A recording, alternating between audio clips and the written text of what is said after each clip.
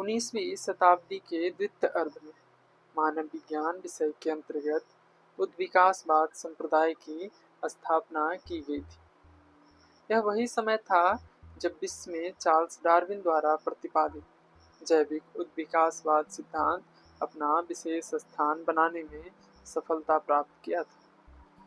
जैविक उद्विकासवाद के समान सांस्कृतिक उद्विकासवाद को भी सरल से जटिल दिशा की ओर विभिन्न अवस्थाओं के माध्यम से दर्शाया गया।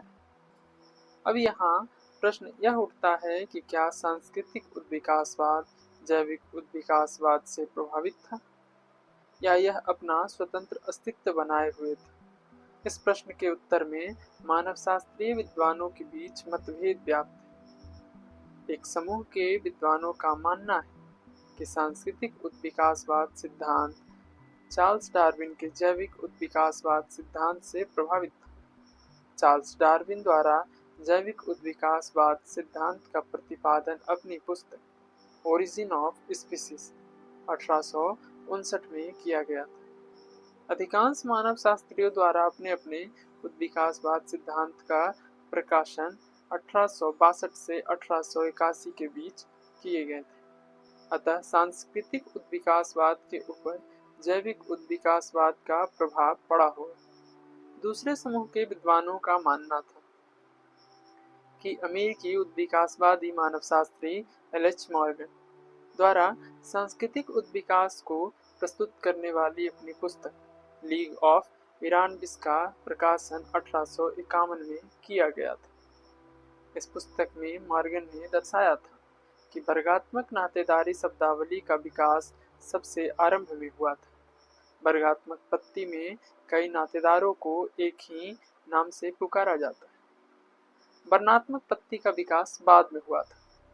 इस पत्ती में सभी रिश्तेदारों को अलग अलग नामों से पुकारा जाता है। यह पुस्तक चार्ल्स डार्विन की पुस्तक ओरिजिन ऑफ स्पीसीज 1859 से 8 वर्ष पहले प्रकाशित हुई थी। अतः सांस्कृतिक उद्विकासवाद के ऊपर जैविक उद्विकासवाद का प्रभाव नहीं पड़ा था। यहाँ जैविक उद्विकास एवं सांस्कृतिक उद्विकास के बीच संबंध की चर्चा करना युक्ति संगत लगता है। यह सत्य है कि जैविक उद्विकास घनिष्ठ रूप से सांस्कृतिक उद्विकास के साथ जुड़ा हुआ है। सांस्कृतिक उद्विकास के लिए मानव समूह होमोनिड प्राणियों का उद्विकास होना अनिवार्य था।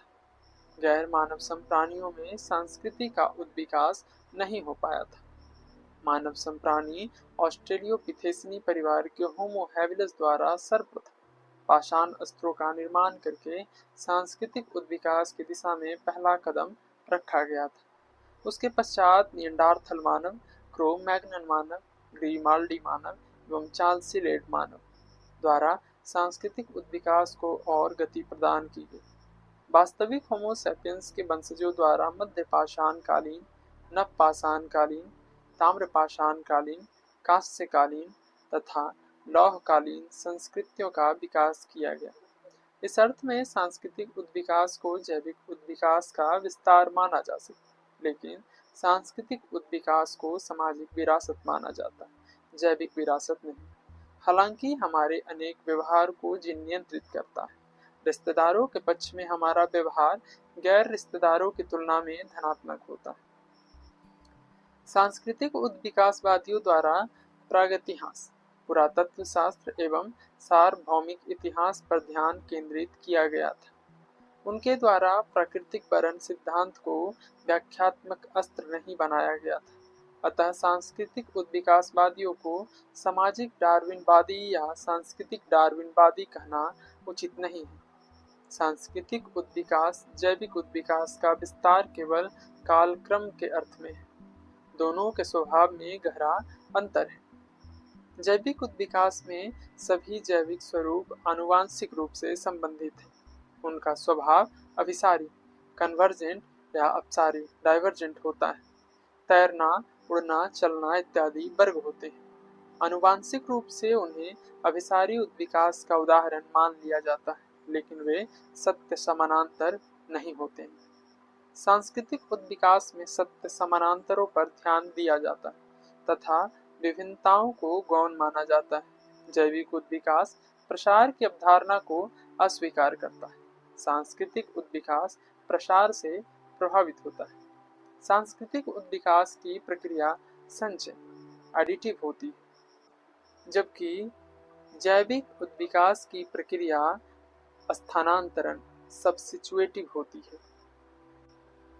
स्थान के आधार पर उद्विकासवाद संप्रदायों को 3 समूहों में विभाजित किया जाता है, जिन्हें ब्रिटिश, जर्मन तथा अमेरिकन संप्रदाय के नामों से जाना जाता है। प्रत्येक संप्रदायों को समर्थन देने वाले अपने अपने विद्वान हैं। उनके बारे में हम आगे चर्चा करेंगे। फिलहाल हम इसके संप्रदायों को समझते हैं। उद्विकास संप्रदाय को मुख्य रूप से 3 भागों में बांटा गया, जिसमें ब्रिटिश संप्रदाय, जर्मन संप्रदाय, अमेरिकन संप्रदाय शामिल है। ब्रिटिश संप्रदाय में आने वाले मुख्य विद्वानों के नाम के बारे में चर्चा करें तो टाइलर जैसे, मैन, मैक्लेनन, फ्रेजर जैसे विद्वान शामिल थे। वहीं जर्मन संप्रदाय में बास्टियन और बचोफेन जैसे विद्वान शामिल थे। अमेरिकन संप्रदाय में एल.एच. मॉर्गन का नाम सर्वप्रथम लिया जाता है। धीरे धीरे हम प्रत्येक संप्रदाय के व्यक्तिगत विद्वानों के योगदान पर चर्चा करेंगे। सर्वप्रथम हम ब्रिटिश उद्विकासवाद संप्रदाय पर चर्चा करते हैं। एडवर्ड बर्नेट टाइलर, संक्षेप में हम इन्हें ई.बी. टाइलर भी कहते हैं। 1832 से 1911। टाइलर ब्रिटिश उद्विकासवाद संप्रदाय से जुड़े हुए एक महान मानवशास्त्री थे। उनको ब्रिटिश मानवशास्त्र के संस्थापक एवं जनक के रूप में स्थान प्राप्त था। उनका जन्म 2 अक्टूबर 1832 ईस्वी में इंग्लैंड के कैम्बरवाल नामक स्थान पर हुआ था। वे अपनी माता पिता के तीसरी संतान थे। उनकी माता का नाम हरीता स्कीपर था तथा पिता का नाम जोसेफ टाइलर था। उनके पिता पीतल के एक संपन्न व्यापारी थे। माता एवं पिता दोनों का संबंध हकीम से भी था। टाइलर ने आरंभ से ही अपने आप को धार्मिक औपचारिकता से स्वतंत्र रखा था। इस स्वतंत्रता के कारण वह विश्वविद्यालय द्वारा आयोजित धार्मिक परीक्षा में सफल नहीं हो सके थे। परिणाम स्वरूप वह शास्त्रीय शिक्षा से वंचित रह गए थे। अतः उसने अपनी संक्षिप्त औपचारिक शिक्षा सोसाइटी ऑफ फ्रेंड्स द्वारा संचालित एक विद्यालय से ग्रहण की। अपनी 16 वर्ष की आयु में टाइलर अपने पारिवारिक व्यवसाय में शामिल हो गए थे। 23 वर्ष की आयु में वे अचानक बहुत जोर से बीमार पड़ गए थे। उनकी बीमारी को देखते हुए उनके पिता ने स्वास्थ्य सुधार के लिए यात्रा पर निकलने का परामर्श दिया। अपनी 1 वर्ष 6 माह की स्वास्थ्य यात्रा में टाइलर यूएसए, क्यूबा तथा मैक्सिको गए थे। जब वे क्यूबा में थे तथा हवाना बस में यात्रा कर रहे थे, तब उनकी भेंट हेनरी क्रिस्टी से हुई। हेनरी क्रिस्टी एक संपन्न व्यवसायी था, लेकिन अपने आप को पुरातत्व शास्त्री एवं मानव जाति वैज्ञानिक में बदल लिया था। हेनरी क्रिस्टी का संबंध भी हकीम से था तथा टाइलर का संबंध भी हकीम से था, इसलिए दोनों शीघ्र ही एक दूसरे के मित्र बन गए। क्रिस्टी एक पुरातात्विक अभियान में भाग लेने के लिए मैक्सिको जा रहा था। उसने टाइलर को भी उस पुरातात्विक अभियान में शामिल होने के लिए राजी कर लिया। क्रिस्टी के परिपक्व निर्देशन एवं विद्वतापूर्ण अनुभव से प्रभावित होकर टाइलर ने सुविचलित अवलोकन एवं संतुलित निर्णय के बारे में अंतर्दृष्टि का विकास किया। इस आधार पर उसने मैक्सिको का प्रागैतिहासिक पुनर्निर्माण किया था। मैक्सिको अभियान में उन्होंने भौतिक अवशेषों के साथ साथ प्रथा, रीति रिवाज, विश्वास, लोक कथा, लोक खेल जैसे अभौतिक अवशेषों पर भी ध्यान केंद्रित किया था। विद्वतापूर्ण अवलोकन के आधार पर टाइलर ने अवशेष की अवधारणा, कॉन्सेप्ट ऑफ सर्वाइवल्स का विकास किया था। अवशेष की अवधारणा सांस्कृतिक उद्विकास में महत्वपूर्ण योगदान प्रदान की थी। इस अवधारणा के अनुसार कुछ प्रथाएं अवशेष के रूप में पाई जाती हैं। उनका अतीत में महत्वपूर्ण प्रकार्य रहा था, लेकिन वर्तमान में प्रकारहीन हो गई थी तथा अवशेष के रूप में प्रचलित थे। मैक्सिको अन्वेषण में दूसरी समस्या जो टायलर को प्रभावित की थी वह थी सांस्कृतिक संस्थाओं की स्वतंत्र उत्पत्ति या उनका प्रसार। उन्होंने सांस्कृतिक संस्थाओं की स्वतंत्र उत्पत्ति को स्वीकार किया तथा उनके प्रसार को अस्वीकार कर दिया। हालांकि टायलर मात्र 6 माह तक मैक्सिको में रहे थे, लेकिन उनका यह निवास उनके जीवन को एक नई गति प्रदान किया। मैक्सिको निवास उनको सांस्कृतिक विज्ञान की स्थापना हेतु प्रेरित किया। उनके द्वारा प्रतिपादित सांस्कृतिक उद्विकासवाद सिद्धांत विश्व स्तर पर ख्याति प्राप्त किया। उनके सांस्कृतिक उद्विकासवाद सिद्धांत ने यूरोप में मानव विज्ञान को अध्ययन का विषय बनाया। उनके द्वारा मानव विज्ञान को इतना प्रचार किया गया कि उनके साथी मजाक में मानव विज्ञान को टायलर का विज्ञान कहा करते थे। उनका विज्ञान मानव विज्ञान शिक्षण मान्यता से वंचित नहीं रहा था। सर्वप्रथम सन 1883 में उसने ऑक्सफोर्ड विश्वविद्यालय में संग्रहालय रक्षक का पद स्वीकार किया। 1884 में उनकी नियुक्ति ऑक्सफोर्ड विश्वविद्यालय के मानव विज्ञान विभाग में प्राध्यापक के रूप में हुई। इस प्रकार वे ब्रिटिश मानव शास्त्र के संस्थापक एवं जनक बन गए। के योगदान पर हम विस्तार से चर्चा करेंगे। टायलर का महत्वपूर्ण योगदान कुछ पुस्तकों में। सर्वप्रथम अनाहुक एशिएंट एंड मॉडर्न 1861 में प्रकाशित हुई। Researches into early history of mankind and development of civilization 1865। Primitive culture 1871 में। वहीं anthropology in introduction to the study of man and civilization 1881 में प्रकाशित। टायलर की प्रथम पुस्तक अनाहुक एशिएंट एंड मॉडर्न 1861 है। इस पुस्तक को मैक्सिकन के नाम से भी जाना जाता है। इस पुस्तक में टायलर ने मैक्सिकन भारतीयों की सांस्कृतिक उद्विकास को प्रस्तुत किया है। उन्होंने मैक्सिको के सांस्कृतिक अवशेषों का विद्वतापूर्ण अवलोकन किया तथा वर्तमान अवस्था को आरंभिक अवस्था के विपरीत रखते हुए तुलनात्मक अध्ययन किया। तुलनात्मक अध्ययन के आधार पर उसने निष्कर्ष प्रस्तुत किया कि मैक्सिकन भारतीयों की संस्कृति आदिम अवस्था से असभ्य अवस्था होते हुए सभ्य अवस्था में पहुंची है। यह स्पष्ट दर्शाता है कि मैक्सिकन संस्कृति में प्रगति जनित परिवर्तन हुआ। इस परिवर्तन के क्रम में मैक्सिकन संस्कृति उद्विकास की 3 प्रमुख अवस्थाओं आदिम, असभ्य एवं सभ्य से होकर गुजरी है। मैक्सिकन भारतीयों के सांस्कृतिक उद्विकास को जानने के लिए टायलर ने एक दूसरी तकनीक का प्रयोग किया, जिसमें उसने अवशेष की अवधारणा कॉन्सेप्ट ऑफ सर्वाइवल्स का विकास किया। उसने अवशेष को आरंभिक अवस्था का प्रतीक माना तथा उसकी तुलना विकसित अवस्था से की।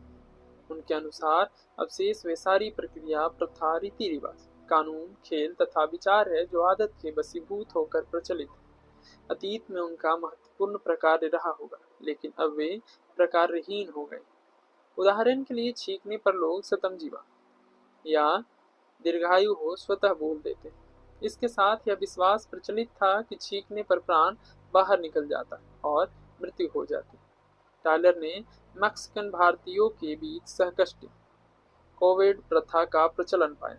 यह प्रथा उनके अध्ययन के समय अवशेष के रूप में प्रचलित थी। इस प्रथा में जब होने वाले शिशु की माता प्रसव वेदना झेलने लगती है, तब शिशु का पिता भी प्रसव वेदना में सहभागी बनता है तथा प्रसव वेदना का श्वांग रचता है। यह प्रथा यह दर्शाती है कि मैक्सिकन भारतीयों समाज का आरंभिक स्वरूप मातृसत्तात्मक था। इसके बाद मातृ-पितृसत्तात्मक व्यवस्था स्थापित हुई। विकास की अंतिम अवस्था में पितृसत्तात्मक समाज की स्थापना हो जाने पर सहकष्टी प्रथा महत्वहीन हो गई। यह प्रथा मातृसत्तात्मक समाज में भी प्रचलित नहीं थी। यह अब उन समाजों में प्रचलित थी जो मातृ-पितृसत्तात्मक अवस्था में थे। टायलर की दूसरी पुस्तक researches into early history of mankind and development of civilization 1865। इस पुस्तक में टायलर ने मानव जाति की मानसिक समानता साइकिक यूनिटी ऑफ मैनकाइंड की अवधारणा का विकास किया। इस अवधारणा के अनुसार अगर पर्यावरण समान रहे तो विश्व की मानव जाति के व्यवहार में समानता पाई जाती है। इस पुस्तक में टाइलर ने मानव जाति की मानसिक समानता की अवधारणा के आधार पर सांस्कृतिक विकास के प्रगतिशील सिद्धांत को प्रस्तुत करने का प्रयास किया। जब वे सभ्यता के विकास के संबंध में सोच रहे थे, तब उनका मन इस उधेड़-बुन में फंसा हुआ था कि सभ्य एवं आदिम की व्याख्या कैसे की जाए। क्या सभ्यता को आदिम अवस्था का प्रगति प्रोग्रेस माना जाए या आदिम अवस्था को सभ्य अवस्था का अधपतन डीजेनरेशन माना जाए। इन प्रश्नों के समाधान हेतु टाइलर ने तुलनात्मक विधि का प्रयोग किया। विभिन्न भौतिक तथा अभौतिक अवशेषों के बीच समय के संदर्भ में तुलनात्मक अध्ययन करने पर टाइलर महोदय ने इस निष्कर्ष पर पहुंचे कि आदिम एवं सभ्य लोगों में अंतर का कारण प्रगति अध्यपतन नहीं। उन्होंने कहा कि सभ्यता के ऐतिहासिक पुनर्निर्माण के लिए संस्कृति में प्रगति पर ध्यान दिया जाना चाहिए। इस प्रकार टाइलर की पुस्तक researches into early history of mankind development of civilization यह दर्शाती है कि सांस्कृतिक विकास तीन अवस्थाओं से होकर प्रगति की, जिसे आरण्यावस्था, सवेजरी, असभ्य अवस्था, बर्बरिज्म एवं सभ्यता, सिविलाइजेशन के रूप में जाना जाता है। मानव जाति इतिहास एवं सभ्यता के विकास के संबंध में दूसरा प्रश्न इस पुस्तक में जो टाइलर को परेशान कर रहा था, वह था विश्व की संस्कृतियों में समानता की व्याख्या स्वतंत्र आविष्कार के आधार पर किया जाए या सांस्कृतिक प्रसार डिफ्यूजन के आधार पर। विश्व की सभी संस्कृतियों में परिवार, विवाह, नातेदारी, धर्म, आर्थिक संगठन, राजनीतिक संगठन, घर, औजार आदि पाए जाते हैं, जबकि प्रत्येक संस्कृति अलग अलग विकसित हुई तथा अतीत में उनके साथ कोई संबंध भी नहीं था। टाइलर ने इस प्रश्न का उत्तर मानव जाति की मानसिक समानता साइकिक यूनिटी ऑफ मैनकाइंड की अवधारणा के आधार पर दिया है। वे इस विचार से सहमत हुए कि संस्कृति का स्वतंत्र विकास हुआ है। इसके लिए मानव जाति की मानसिक समानता जिम्मेदार थी। समान वातावरण में मानव जाति द्वारा समान सांस्कृतिक तत्वों का विकास किया गया। टाइलर महोदय के इस सिद्धांत को सांस्कृतिक समानांतरवाद कल्चरल पैरेललिज्म के नाम से जाना जाता है। उनके अनुसार संस्कृति की उत्पत्ति एक न होकर अनेक रहे। स्वतंत्र आविष्कार एक रेखीय क्रम में हुआ है। इसका तात्पर्य यह था कि विश्व की मानव जातियां उद्विकास के लिए समान योग्यता रखती थी। टाइलर की तीसरी पुस्तक प्रिमिटिव कल्चर 1871 है। यह पुस्तक विद्वत जगत में काफी लोकप्रिय थी। इस पुस्तक को मानव शास्त्रीय गौरव ग्रंथ के रूप में सम्मानित किया जाता है। इस पुस्तक में संस्कृति की वैज्ञानिक परिभाषा तथा धर्म की उत्पत्ति का जीववाद सिद्धांत एनिमिज्म थ्योरी के बारे में जानकारी मिलती है। इस पुस्तक में संस्कृति की वैज्ञानिक परिभाषा प्रदान करते हुए टाइलर ने कहा है कि संस्कृति या सभ्यता एक जटिल समग्रता है, जिसके अंतर्गत ज्ञान, विश्वास, कला, आचार, कानून, प्रथा, आदत एवं उन सारे गुणों का समावेश होता है जिसे मानव सामाजिक सदस्य होने के नाते प्राप्त करता है। Culture or civilization is that complex whole which includes knowledge, belief, art, moral, law, custom, habit and all other capabilities acquired by man as a member of society. Tylor द्वारा प्रदत्त संस्कृति या सभ्यता की वैज्ञानिक परिभाषा से संस्कृति की विशिष्टताएं प्रकट होती हैं।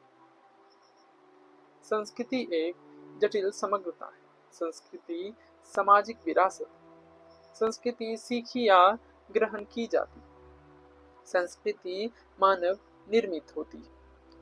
इस पुस्तक में टाइलर ने संस्कृति की उत्पत्ति पर प्रकाश डाला है।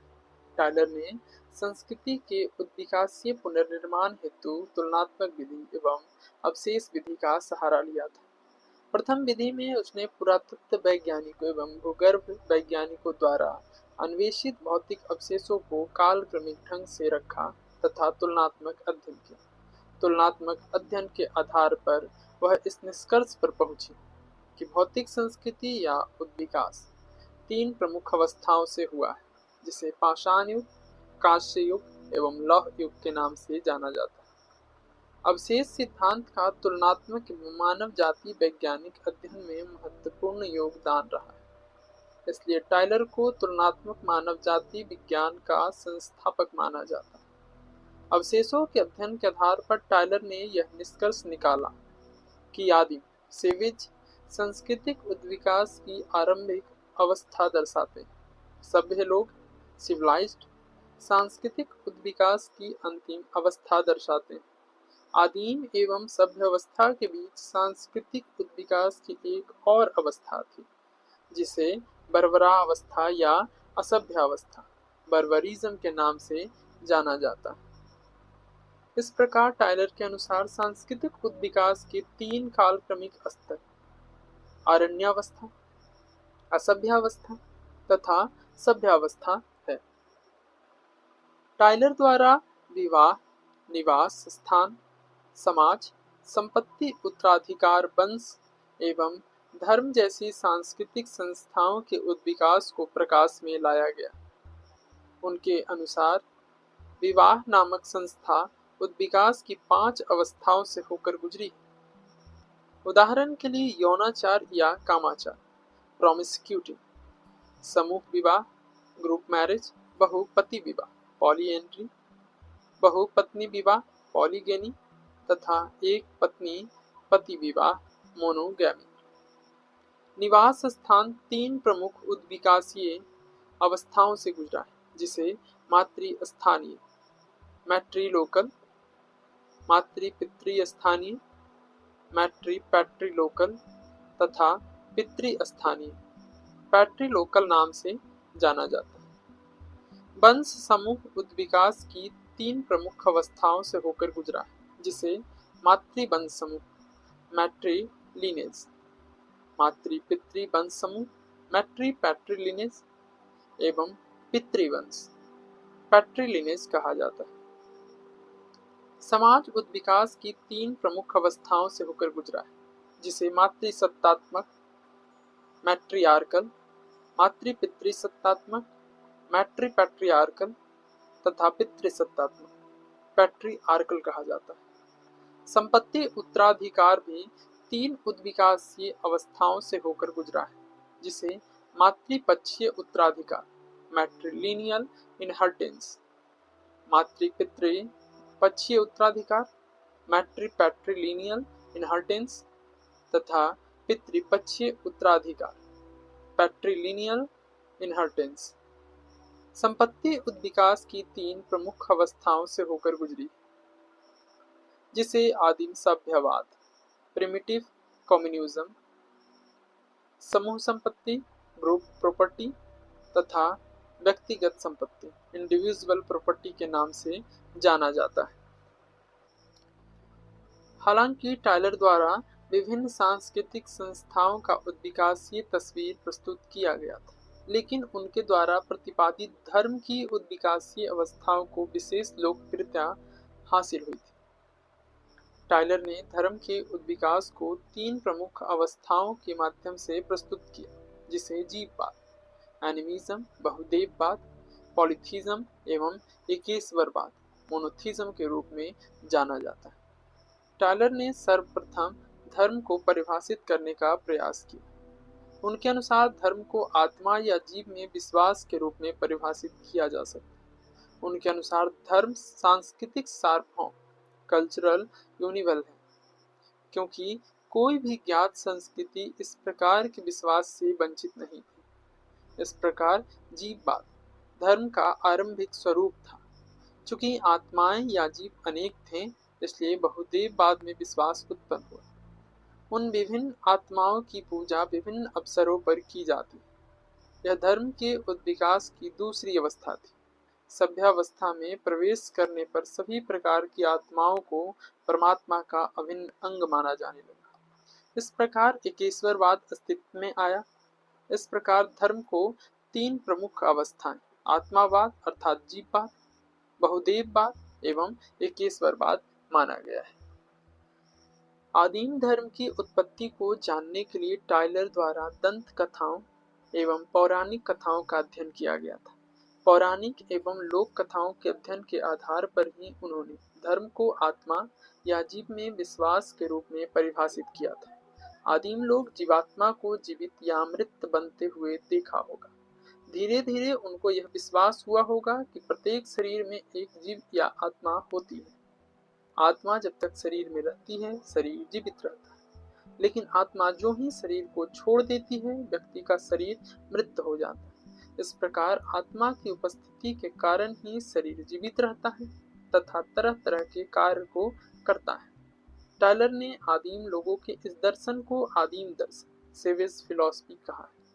धीरे धीरे आदिम मानवों में यह विश्वास उत्पन्न हुआ कि प्रत्येक मानव के पास एक भौतिक शरीर होता है। इस भौतिक शरीर में दो प्रकार की आत्माओं का वास होता है, एक शरीर आत्मा बॉडी सोल तथा दूसरा स्वतंत्र आत्मा या प्रेत आत्मा फ्री सोल या घोस्ट सोल। शरीर आत्मा व्यक्ति को सोचने एवं कार्य करने में मदद करती है, लेकिन प्रेत आत्मा शरीर आत्मा की छाया होती है। इसे द्वितक आत्मा सेकेंडरी सोल भी कहा जाता है। दोनों प्रकार की आत्माएं शरीर से अविच्छेद्य होती है। शारीरिक आत्मा अगर एक बार शरीर त्याग देती है तब वापस नहीं आती, लेकिन प्रेतात्मा शरीर से बाहर जाने तथा शरीर में अंदर आने के लिए स्वतंत्र होती है।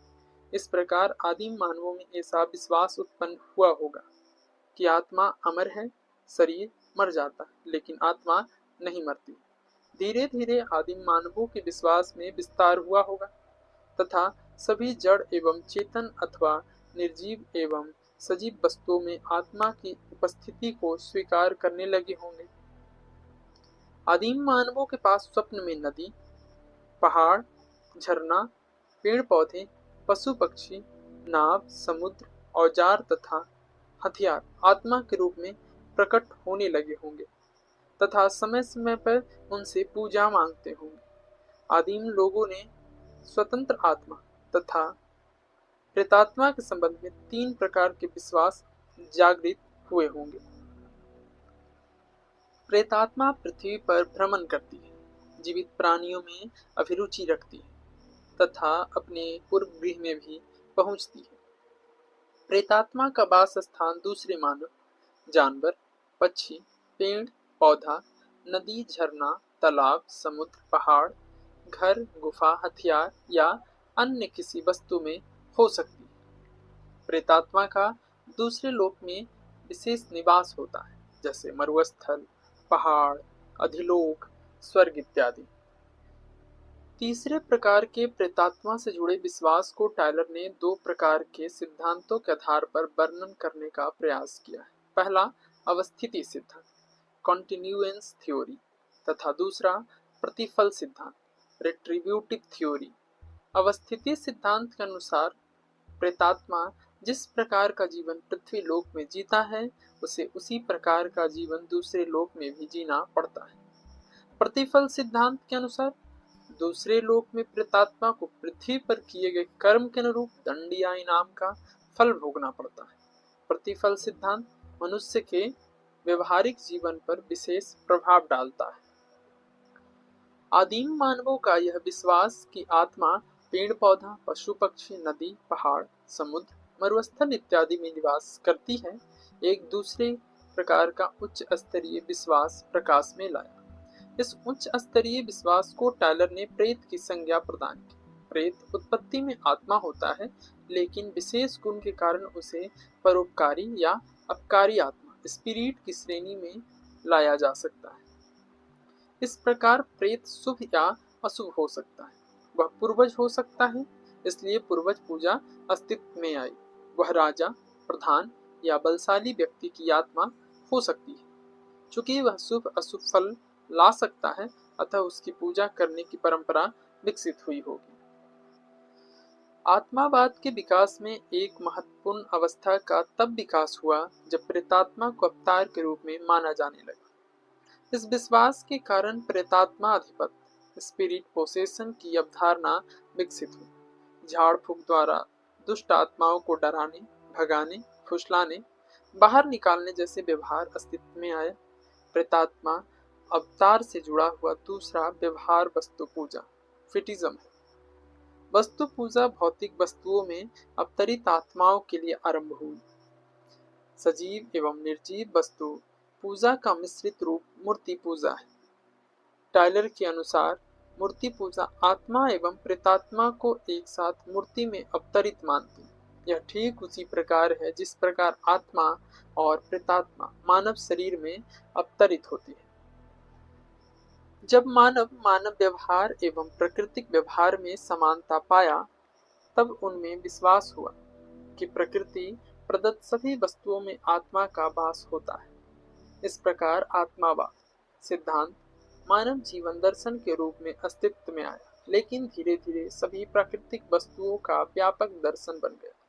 सभी प्रकार की प्राकृतिक घटनाओं के लिए प्राकृतिक आत्माओं को जिम्मेवार माना जाने लगा। उन्हें आंधी, बाढ़, तूफान, महामारी, भूकंप आदि के लिए जिम्मेवार बतलाया जाने लगा। धीरे धीरे प्रत्येक प्राकृतिक घटना नदी, समुद्र, झरना, जंगल, पहाड़, पेड़ पौधा, पशु पक्षी, वर्षा, अग्नि, भूमि, वायु, आकाश, ज्वालामुखी, रोग, कृषि, युद्ध एवं शांति के लिए अलग अलग देवताओं को माना जाने लगा तथा उनकी पूजा आरंभ की गई। इसी आधार पर बहुदेववाद अस्तित्व में आया होगा। लेकिन विकास की अंतिम अवस्था में सभी तरह की घटनाओं के लिए एक सर्वश्रेष्ठ आत्मा परमात्मा को उत्तरदायी माना जाने लगा। इस प्रकार एकेश्वरवाद अस्तित्व में आया होगा। एकेश्वरवाद राज्य एवं राजा की उत्पत्ति के बाद आया होगा। टायलर द्वारा प्रतिपादित धर्म की अवधारणा प्रशंसा एवं आलोचना दोनों को आमंत्रित किया। टायलर ने मानव जाति वर्णन से संबंधित पर्याप्त सूचनाओं का संकलन किया था, प्रत्येक बिंदु को उदाहरण के साथ प्रस्तुत किया था। इसके लिए विभिन्न विद्वानों ने उनकी प्रशंसा की है। उनके द्वारा प्रतिपादित धर्म की परिभाषा एवं सांस्कृतिक सार्वभौम की अवधारणा सभी विद्वानों द्वारा स्वीकार किया गया है। कुछ विद्वानों द्वारा उनके मानव जाति वर्णन को अर्थरहित बताया गया है। आलोचकों का मानना है कि टायलर ने अपना विचार संपूर्ण धर्म पर केंद्रित नहीं किया है। उन्होंने अपने आप को आत्मवाद एवं पूजा पाठ तक ही सीमित रखा।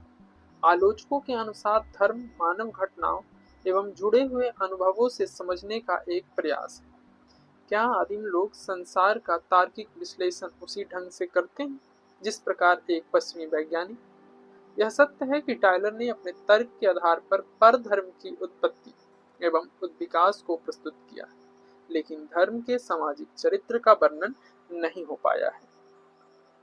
टायलर द्वारा लिखी चौथी एवं अंतिम पुस्तक का शीर्षक anthropology in introduction to the study of man and civilization है, जिसका प्रकाशन 1881 में हुआ था। इस पुस्तक में टायलर ने मानव शास्त्र के 4 क्षेत्र समग्र दृष्टिकोण पर प्रकाश डाला है। इस पुस्तक में मानव जाति की प्राचीनता तथा उसकी प्रागैतिहासिक विशेषताओं पर प्रकाश डाला गया है, जो प्रागैतिहासिक मानव शास्त्र में उनकी अभिरुचि को दर्शाता है। इस पुस्तक में मानव जाति की प्रजातीय विशेषता, प्रवसन तथा अन्य प्राणियों के साथ संबंध दर्शा करके टायलर ने जैविक मानव शास्त्र की महत्ता पर प्रकाश डाला है। गूंगे बहरों के बीच संवाद विनिमय तथा संप्रेषण व्यवस्था की चर्चा कर उन्होंने भाषाई मानव विज्ञान के क्षेत्र में अपने महत्वपूर्ण योगदान को प्रकाश में लाया है। सांकेतिकता की प्रकृति तथा मानव जीवन पर उसका प्रभाव पर चर्चा कर टायलर ने सांस्कृतिक मानव शास्त्र के ऊपर अनोखा योगदान दिया है। इस प्रकार यह पुस्तक मानव शास्त्र के 4 क्षेत्र समग्र दृष्टिकोण को अपनाते हुए मानव शास्त्र की 4 प्रमुख शाखाओं प्रागैतिहासिक मानव शास्त्र, जैविक मानव शास्त्र, भाषाई मानव शास्त्र एवं सांस्कृतिक मानव शास्त्र के ऊपर महत्वपूर्ण योगदान दिया है। इस पुस्तक में टायलर ने सांस्कृतिक इतिहास की घटनाओं की निरंतरता पर प्रकाश डाला है। अवशेषों को ऐतिहासिक विकास के साथ तुलना करके टायलर ने मानव जाति एवं सभ्यता का ऐतिहासिक पुनर्निर्माण किया है। आरंभिक, मध्य एवं विकसित ऐतिहासिक अवस्थाओं से संबंधित सांस्कृतिक अवशेषों की तुलना करके टायलर ने यह निष्कर्ष निकाला कि मानव जाति की संस्कृति उद्विकास की 3 अवस्थाओं से होकर गुजरी, जिसे क्रमशः आरण्यावस्था, असभ्यावस्था एवं सभ्यावस्था के नाम से जाना जाता है। इस प्रकार मानव जाति की संस्कृति का ऐतिहासिक पुनर्निर्माण 3 मानव जातीय कालों एथनिक पीरियड्स आरण्यावस्था सेवेजरी, असभ्यावस्था बर्बरिज्म तथा सभ्यावस्था सिविलाइजेशन। टालर ने इन तीनों मानव जातीय कालों आरण्यावस्था, असभ्यावस्था एवं सभ्यावस्था को सांस्कृतिक ऐतिहासिक प्रक्रियाओं को संचालित करने वाले नियम के रूप में स्वीकार नहीं किया है, वरन उन्होंने अनुभव से सामान्यीकरण एम्पिरिकल जनरलाइजेशन पर प्रकाश डाला है। इस आधार पर मानव जाति वर्णनकर्ता एथनोग्राफर सांस्कृतिक निरंतरता को जानने का प्रयास करता है। वास्तव में टाइलर मानव विचार एवं क्रिया को व्यापक ऐतिहासिक परिप्रेक्ष्य में देखना चाहते थे। उनके अनुसार संस्कृति एक ऐतिहासिक प्रक्रिया है जो समय के साथ उद्विकसित हुई है। सन 1889 में टाइलर ने एक शोध पत्र को प्रकाशित किया था जिसका शीर्षक on the methods of investigating the development of institution applied to the law of descent. यह अनुसंधान पत्र का प्रकाशन national anthropological institute, great Britain and Ireland की शोध पत्रिका में हुआ था। विवाह एवं वंशानुक्रम के बीच संबंध को दर्शाने के लिए टाइलर ने सांख्यिकी का प्रयोग किया था। उनके द्वारा एक प्रश्नावली तैयार की गई थी जिसका प्रयोग 282 समाजों पर किया गया था। उनके नमूना आकार में आरण्यावस्था, असभ्यावस्था तथा सभ्यावस्था से जुड़े समाजों का प्रतिनिधित्व प्राप्त हुआ था। उन्होंने विवाह पश्चात निवास स्थान की तुलना दमाद विमुखता से की थी। तुलना करने के पश्चात वे इस निष्कर्ष पर पहुंचे थे कि मातृरेखीय परिवार तथा निवास का आरंभिक स्वरूप था तथा मातृरेखीय वंशानुक्रम का आरंभिक स्वरूप था। पितृरेखीय परिवार, निवास स्थान तथा वंशानुक्रम उद्विकास के कारण कालांतर में अस्तित्व में आए थे। टाइलर का स्वर्गवास 1911 ईस्वी में हुआ था, लेकिन सांस्कृतिक उद्विकास एवं मानव विज्ञान में उनके अनोखे योगदान विश्व मानव शास्त्रियों के बीच उनको अमरत्व प्रदान करता रहेगा। इन्हें ब्रिटिश मानव शास्त्र के जनक, सांस्कृतिक मानव शास्त्र के संस्थापक, तुलनात्मक मानव जाति शास्त्र के जन्मदाता एवं आधुनिक मानव शास्त्र के पोषक के रूप में याद किया जाता रहेगा। हालांकि टाइलर की आलोचना आर्मचेयर मानवशास्त्री के रूप में की जाती है, लेकिन विश्व मानव शास्त्र उनका सदैव आभारी रहेगा, जिन्होंने मानव विज्ञान विषय को ब्रिटेन में सर्वप्रथम एक बौद्धिक विषय के रूप में मान्यता दिलवाई थी। उन्होंने मानव शास्त्र के ऊपर पुस्तक की रचना की थी। उन्होंने अपने छात्रों को क्षेत्र कार्य करने के लिए उत्साहित किया तथा मानव विज्ञान को अनुभवाश्रित विज्ञान के रूप में स्थान दिलवाया। आर मैरिट 1866 से 1943। रॉबर्ट रानोल्फ मैरिट एक ब्रिटिश नृवंश विज्ञानी और सामाजिक मानव विज्ञानी थे, जिनका जन्म 13 जून 1866 को जर्सी चैनल, आइसलैंड में हुआ था और 18 फरवरी 1943 को उनका निधन हो गया था। वे British evolutionary school of cultural anthropology के एक प्रमुख समर्थक थे। वे टाइलर के एक शिष्य थे। उन्होंने सन 1936 में टाइलर के ग्रंथों के ऊपर एक ग्रंथ विज्ञान का प्रकाशन कराया था। ग्रंथ विज्ञान में उन्होंने टाइलर के सभी महत्वपूर्ण योगदानों को प्रकाश में लाया था। उन्होंने टाइलर द्वारा प्रतिपादित मानव जाति की मानसिक समानता, अवशेष की अवधारणा, स्वतंत्र उद्विकास, सांस्कृतिक समानांतरवाद, तुलनात्मक विधि, मानव जातीय काल, ऐतिहासिक पुनर्निर्माण, सांख्यिकी पुनर्निर्माण, संस्कृति एवं धर्म की परिभाषा तथा जीववाद की अवधारणा का पुनर्विवेचन प्रस्तुत किया था। मैरिट के अनुसार टाइलर ने इन सभी अवधारणाओं को संगत समग्रता, कोहेरेंट होल में प्रस्तुत किया था। यही टाइलर की सबसे बड़ी उपलब्धि थी। टाइलर के मार्गदर्शन में मानव विज्ञान संस्कृति का विज्ञान नाम से ख्याति प्राप्त करने में सफल हुआ। मैरिट के योगदान के विषय में चर्चा करें तो उनकी प्रमुख कृतियां इस प्रकार हैं। उनके कुछ प्रमुख कृतियों में द थ्रेशोल्ड ऑफ रिलीजन जो 1900 ईस्वी में प्रकाशित हुआ था, एंथ्रोपोलॉजी 1912 में, साइकोलॉजी एंड फोकलोर 1920 में तथा faith hope and charity in primitive religion 1932 में प्रकाशित हुआ था। थ्रेशोल्ड ऑफ रिलीजन जो लंदन में प्रकाशित हुआ था, उसका दूसरा संस्करण संशोधित होकर 1909 में छपा।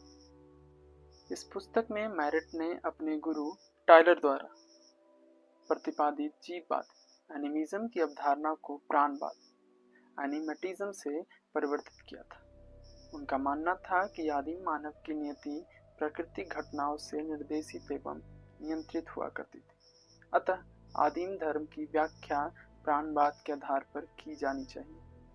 मैरेट के अनुसार प्राणवाद की अवधारणा यह दर्शाती है कि प्रत्येक जड़ एवं चेतना या निर्जीव एवं सजीव वस्तु में प्राण का संचारण होता है।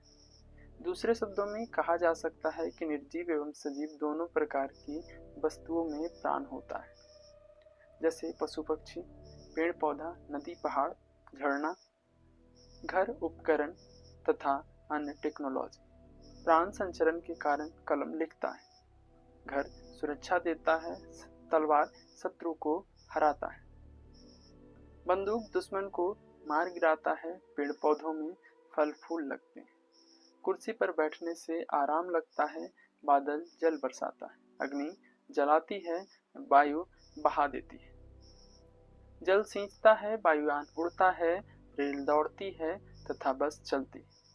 निष्प्राण होने पर वस्तुएं काम करना बंद कर देती है, पेड़ पौधा सूख जाता है, नदी सूख जाती है, पहाड़ का पत्थर मर जाता है, घर गिर जाता है, तलवार टूट जाता है, हवाई जहाज नहीं उड़ता है, रेल और बस नहीं चलती।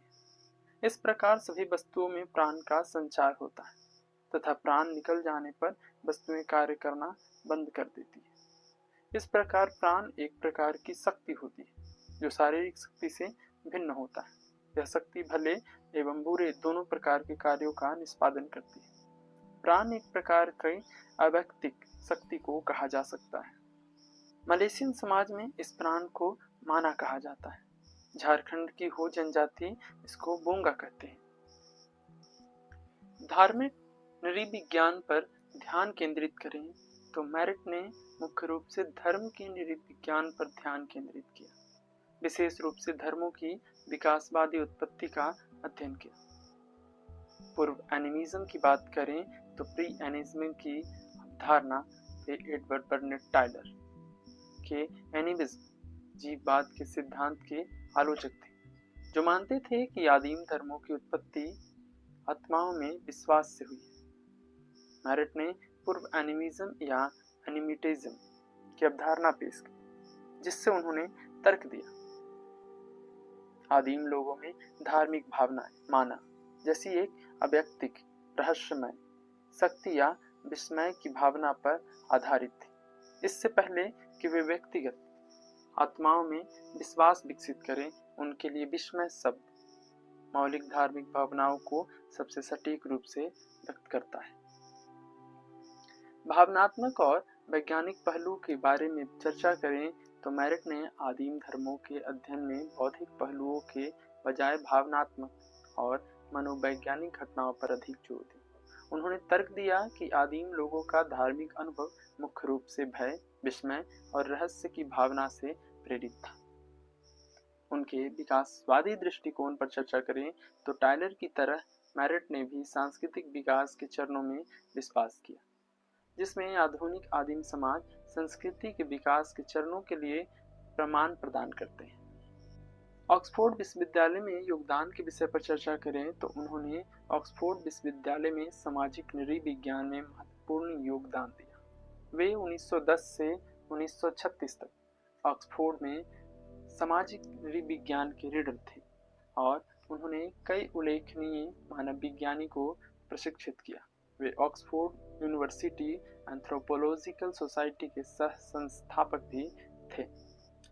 कुल मिलाकर रॉबर्ट रानुल्फ मैरेट के धार्मिक नृविज्ञान में उनके विशिष्ट दृष्टिकोण और पूर्व एनिमिज्म की अवधारणा के लिए याद किया जाता है। जिसने आदिम धार्मिक अनुभव की हमारी समझ में एक नया आयाम जोड़ा। सर हेनरी जेम्स सुमरमैन 1823 से 1888। मैन एक ब्रिटिश उद्विकासवादी मानवशास्त्री थे। उनका जन्म स्कॉटलैंड में हुआ था। शिक्षा, पेशा तथा प्रशिक्षण से वे एक सफल वकील थे। उनके द्वारा इंग्लैंड में तुलनात्मक विधि शास्त्र की स्थापना की गई थी। वे कुछ समय ऑक्सफोर्ड विश्वविद्यालय में विधि शास्त्र के प्राध्यापक भी रहे थे। उनका आगमन भारत में आदिम कानून के अध्ययन के लिए हुआ था। सन 1869 में उन्हें कलकत्ता विश्वविद्यालय का कुलपति बनाया गया था।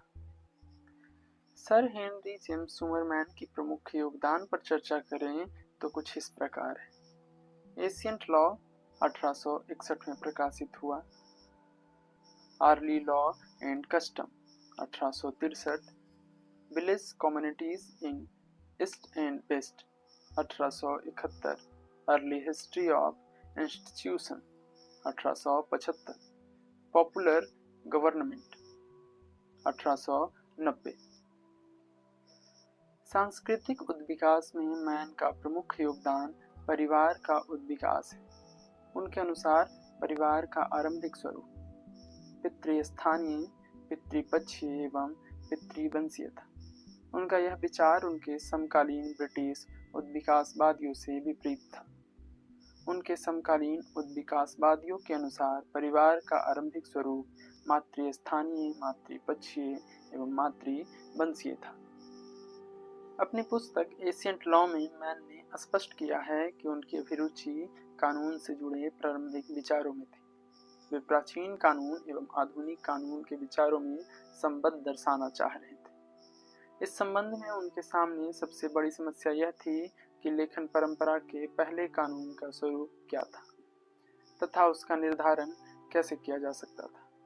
इस समस्या के समाधान हेतु मैन ने पुनर्निर्माण की एक शोध विधि का उपयोग किया। चूंकि वे रोमन कानून के ज्ञाता थे, अतः कानून में होने वाले परिवर्तनों से वे विज्ञ थे। लेकिन कानून में परिवर्तन परिस्थिति में व्यक्त नहीं हो रहा था।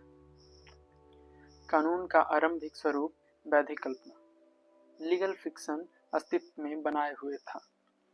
इस प्रकार वैधिक कल्पना कानून के आरंभिक स्वरूप थी। उन्होंने वैधिक कल्पना का चयन वैधिक अवशेष के रूप में किया। वैधिक कल्पना कानून की आरंभिक अवस्था के बारे में संकेत दे रही थी। वैधिक कल्पना को अवशेष के रूप में स्वीकार करते हुए उन्होंने कई उद्विकासीय क्रमों को प्रकाश में लाया, जैसे नातेदारी संगठन से राज्य संगठन, नाम से इकरारनामा, नागरिक कानून से आराधिक कानून, पद से संविधान।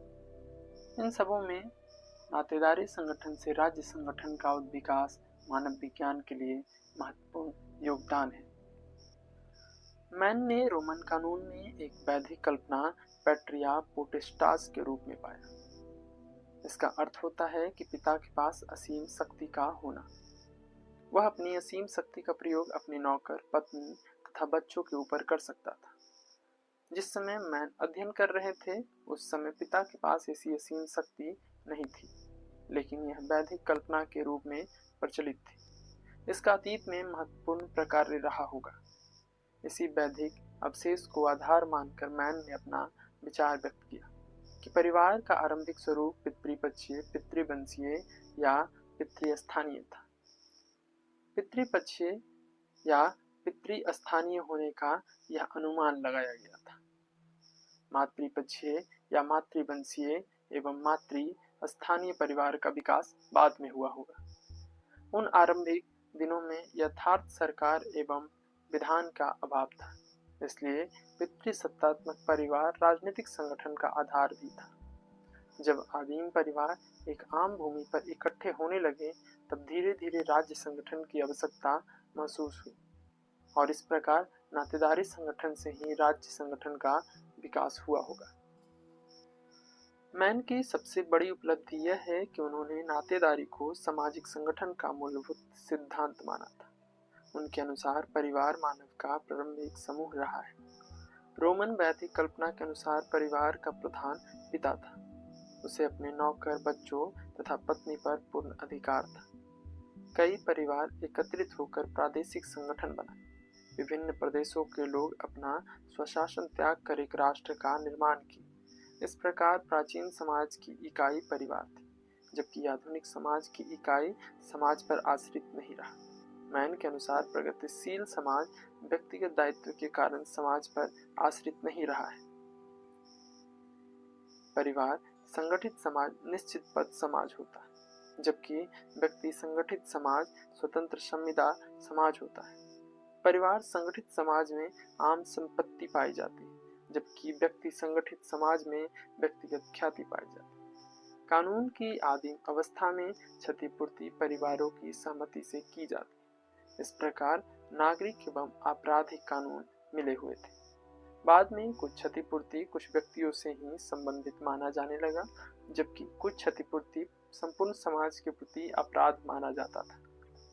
इस प्रकार मैन ने परिवार, वंश, नातेदारी, राजनीतिक संगठन, संपत्ति, कानून, पद, संविदा, नागरिक कानून, आपराधिक कानून आदि का उद्विकासीय तस्वीर प्रस्तुत किया। मैन द्वारा प्रतिपादित उद्विकासीय योजनाओं की आलोचना उनके समकालीन उद्विकासवादी मानवशास्त्रियों द्वारा की गई। उनके आलोचकों का मानना है कि मैन में मानव जाति वर्णन संबंधी ज्ञान का अभाव था।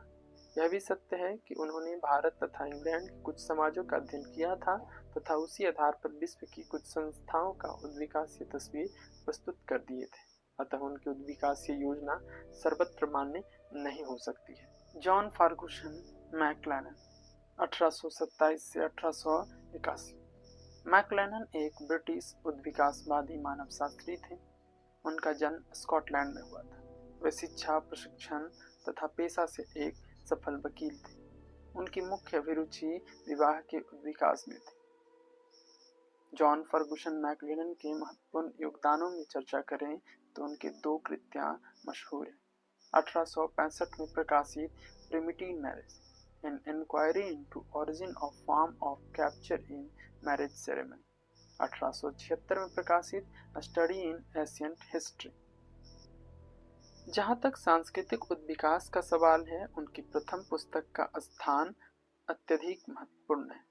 उनके बारे में यह कहा जाता है कि उनके पहले शायद ही किसी ने आदिम मानव की संस्कृति को इस ढंग से पुनर्निर्माण किया था। वे मानव जाति वर्णन से पूरी तरह विज्ञ थे। वे इस मत से पूर्ण सहमत थे कि आरण्य एवं असभ्य मानव जाति सभ्य मानव जाति की तुलना में आरंभिक तथा मध्य अवस्था दर्शाती है। उनके विवाह के उद्विकासीय पुनर्निर्माण का मुख्य आधार कन्या अपहरण, ब्राइड कैप्चर है। यह प्रथा आज भी सरल समाजों में अभिन्यात्मक युद्ध के रूप प्रचलित है। उन्होंने कन्या अपहरण तथा कन्या मूल्य की प्रथा का उदाहरण कालमुख जनजाति से प्रस्तुत किया। इस जनजाति में कन्या मूल्य के भुगतान नहीं कर पाने पर कन्या अपहरण द्वारा विवाह किया जाता था। कन्या को घोड़े पर बैठाकर अभिन्यात्मक ढंग से अपहरण किया जाता था। कन्या पक्ष के लोग युद्ध का अभिनय करते थे। अपहरण के बाद वर कन्या का विवाह रचाया जाता था। मैक्लेनन ने इस उदाहरण को आधार बनाकर विवाह की आरंभिक अवस्था को प्रकाश में लाया। उनका मानना था कि कन्या अपहरण कन्या मूल प्रथा का अवशेष है। उन्होंने इस सच्चाई को जानने का प्रयास किया कि कन्या अपहरण की प्रथा क्यों अस्तित्व में आई। उनका तर्क था कि ऐसी अवस्था कन्याओं की कमी के कारण बनी हो। कन्याओं की कमी महिला शिशुओं की हत्या के कारण हुई हो। महिला शिशु हत्या मात्र निर्दयतापूर्ण व्यवहार नहीं था, वरन इस प्रथा का प्रकारात्मक महत्व था। जंगली मानव झुंड अपने अस्तित्व बचाने के लिए कठिन संघर्ष करता था। इस संघर्षपूर्ण अवस्था में उसे भूखे रहना पड़ता था। अपनी भूख मिटाने के लिए महिला शिशु हत्या की प्रथा विकसित हुई। इस प्रथा द्वारा आदिम मानव झुंड अपनी जठराग्नि शांत कर अपने को जीवित रखा। लेकिन एक समस्या का समाधान दूसरी समस्या का जन्म दिया। झुंड में महिलाओं की संख्या में कमी आ गई। प्रत्येक पुरुष को समान यौन अवसर नहीं प्राप्त होता था, इसलिए कन्या अपहरण की प्रथा विकसित हुई हो। क्यों केवल महिला शिशुओं की हत्या आरंभ हुई? इसके बारे में उनका विचार था कि आदिम मानव समूह अस्तित्व के लिए कठिन संघर्ष करते थे। अस्तित्व के लिए उन्हें केवल जानवरों से ही नहीं परंतु दूसरे मानव झुंडों से भी खतरा बना रहता था। इस स्थिति में अप्रौढ़ महिलाओं को समाज पर बोझ माना जाता होगा, इसलिए महिला शिशु प्रथा अस्तित्व में आई होगी। जब महिला पुरुष का अनुपात अत्यधिक प्रभावित हुआ होगा तब इस अवस्था के समाधान के लिए बहुपति प्रथा पॉलिएंड्री अस्तित्व में आई। इस प्रथा में एक स्त्री से कई पुरुषों का विवाह होने लगा, लेकिन समाज की यह आरंभिक अवस्था नहीं रही होगी। प्रारंभ में विवाह और नातेदारी व्यवस्था नहीं थी। उस समय यौनाचार या कामाचार की अवस्था थी। इस अवस्था में कोई भी पुरुष किसी भी महिला के साथ शारीरिक संबंध बना सकता था। इस अवस्था में पितृत्व का निर्धारण कठिन था, लेकिन मातृत्व निर्धारण संभव था। इसलिए संतान एवं वंश का निर्धारण माता पक्ष से आरंभ हुआ। इस तरह सांस्कृतिक उद्विकास में मातृरेख्यता एक विकास की अवस्था थी। विकास की दूसरी अवस्था समूह विवाह की थी। इसमें एक समूह के सभी लड़कों का विवाह दूसरे समूह की सभी लड़कियों के साथ होता था और दूसरे समूह के सभी लड़कों का विवाह पहला समूह के सभी लड़कियों से किया जाता था। विवाह की तीसरी अवस्था बहुपति प्रथा थी, जिसमें एक स्त्री कई पुरुषों के साथ साथ विवाह करते थे। अगर सभी पति भाई हो तब इसे भ्रातृक बहुपति प्रथा फ्रेटर्नल पॉलिएंड्री कहा जाता है। अगर सभी पति आपस में भाई नहीं होते तब इसे अभ्रातृक बहुपति प्रथा नॉन फ्रेटर्नल पॉलिएंड्री कहा जाता है। मैक्लेनन ने भ्रातृक बहुपति प्रथा को तिब्बती बहुपति प्रथा तथा अभ्रातृक बहुपति प्रथा को नायर बहुपति प्रथा कहा है। बहुपति प्रथा के कारण पितृ स्थानीय परिवार का विकास हुआ, क्योंकि पत्नी को विभिन्न पतियों के पास जाकर रहना पड़ता था। विवाह की चौथी अवस्था बहुपत्नी विवाह थी। इस प्रथा में एक पुरुष के साथ एक से अधिक महिलाओं को विवाह होता था। यह अवस्था कृषि क्रांति के बाद आई हो, जब अधिक मानव शक्ति की आवश्यकता हुई हो, खाद्यान्न का उत्पाद अधिक मात्रा में होना शुरू हुआ होगा तथा महिला शिशु हत्या पर रोक लग गई होगी। मैक्लेनन के अनुसार विवाह की पांचवी एवं अंतिम अवस्था एक पति पत्नी विवाह मोनोगैमी की थी।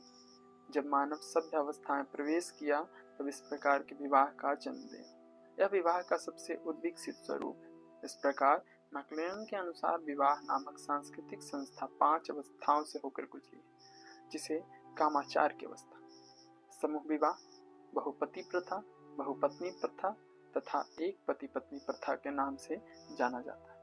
वंशानुक्रम का स्वरूप आरंभ में मातृपक्षीय था तथा बाद में पितृपक्षीय वंशानुक्रम का विकास हुआ। समाज का स्वरूप आरंभ में मातृसत्तात्मक एवं मातृस्थानीय था। सर जेम्स जॉर्ज फ्रेजर 1854 से 1941। फ्रेजर एक ब्रिटिश उद्विकासवादी मानवशास्त्री थे। उनका जन्म स्कॉटलैंड के ग्लासगांव नामक स्थान में 1 जनवरी 1854 ईस्वी में हुआ था। उनके पिता का नाम डैनियल फ्रेजर तथा माता का नाम कैथराइन ब्राउन था। वे अपने माता पिता की चौथी संतान थे। उनके माता पिता एक व्यापारी की पुत्री थी तथा पिता एक संपन्न औषधि एवं रसायन कंपनी के मालिक थे। फ्रेजर ने कैम्ब्रिज विश्वविद्यालय से पुरातन साहित्य एवं दर्शन शास्त्र में अपना अध्ययन शुरू किया था।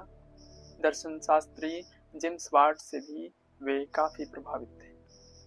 जेम्स वाट ने ही उनकी अभिरुचि दर्शन शास्त्र से मानव शास्त्र की ओर जागृत किया था। रॉबर्टसन स्मिथ ने फ्रेजर को मानव शास्त्र में अध्ययन के लिए उत्प्रेरित किया था। स्मिथ को स्वतंत्र गिरजाघर महाविद्यालय में शिक्षक पद से हटा दिया गया था। उन्हें इसलिए हटाया गया था क्योंकि उनका अध्ययन तुलनात्मक धर्म अपधर्म प्रदर्शित करता था। लेकिन स्मिथ को कैम्ब्रिज विश्वविद्यालय ने आमंत्रित किया। यहीं पर स्मिथ की भेंट फ्रेजर से हुई थी। उस समय स्मिथ एनसाइक्लोपीडिया ब्रिटानिका के 9वें संस्करण में व्यस्त थे, इसलिए उन्होंने फ्रेजर को एक मानव शास्त्रीय शोध पत्र लिखने को कहा। फ्रेजर के अनुसंधान पत्र का विषय था टोटमिज्म एंड टैबू। यह शोध पत्र एनसाइक्लोपीडिया ब्रिटानिका में प्रकाशित हुआ था। इससे पहले फ्रेजर के एक और शोध पत्र प्रस्तुत हुए थे, जिसका विषय सर्टेन ब्यूरल कस्टम था। इस शोध पत्र में आदिम मानव के जीववाद सिद्धांत की विस्तृत जानकारी मिलती है। फ्रेजर के योगदानों के विषय में बात करें तो उन्होंने कई सारे किताबें लिखी, जिसमें से प्रमुख किताबें गोल्डन बाउ थी, psyche's task, totemism and exogamy, बर्सी of nature, gorgon hand, fasti of Ovid, ये सभी प्रमुख किताबें थी।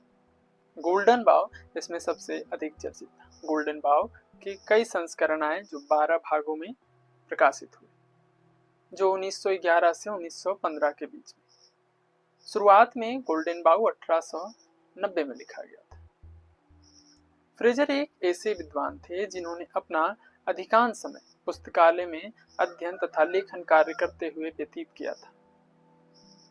एक बार उनकी नियुक्ति लिवरपूल विश्वविद्यालय में सामाजिक मानव शास्त्र के प्रोफेसर के रूप में हुआ, लेकिन एक वर्ष बाद एक पद को त्याग दिया गया।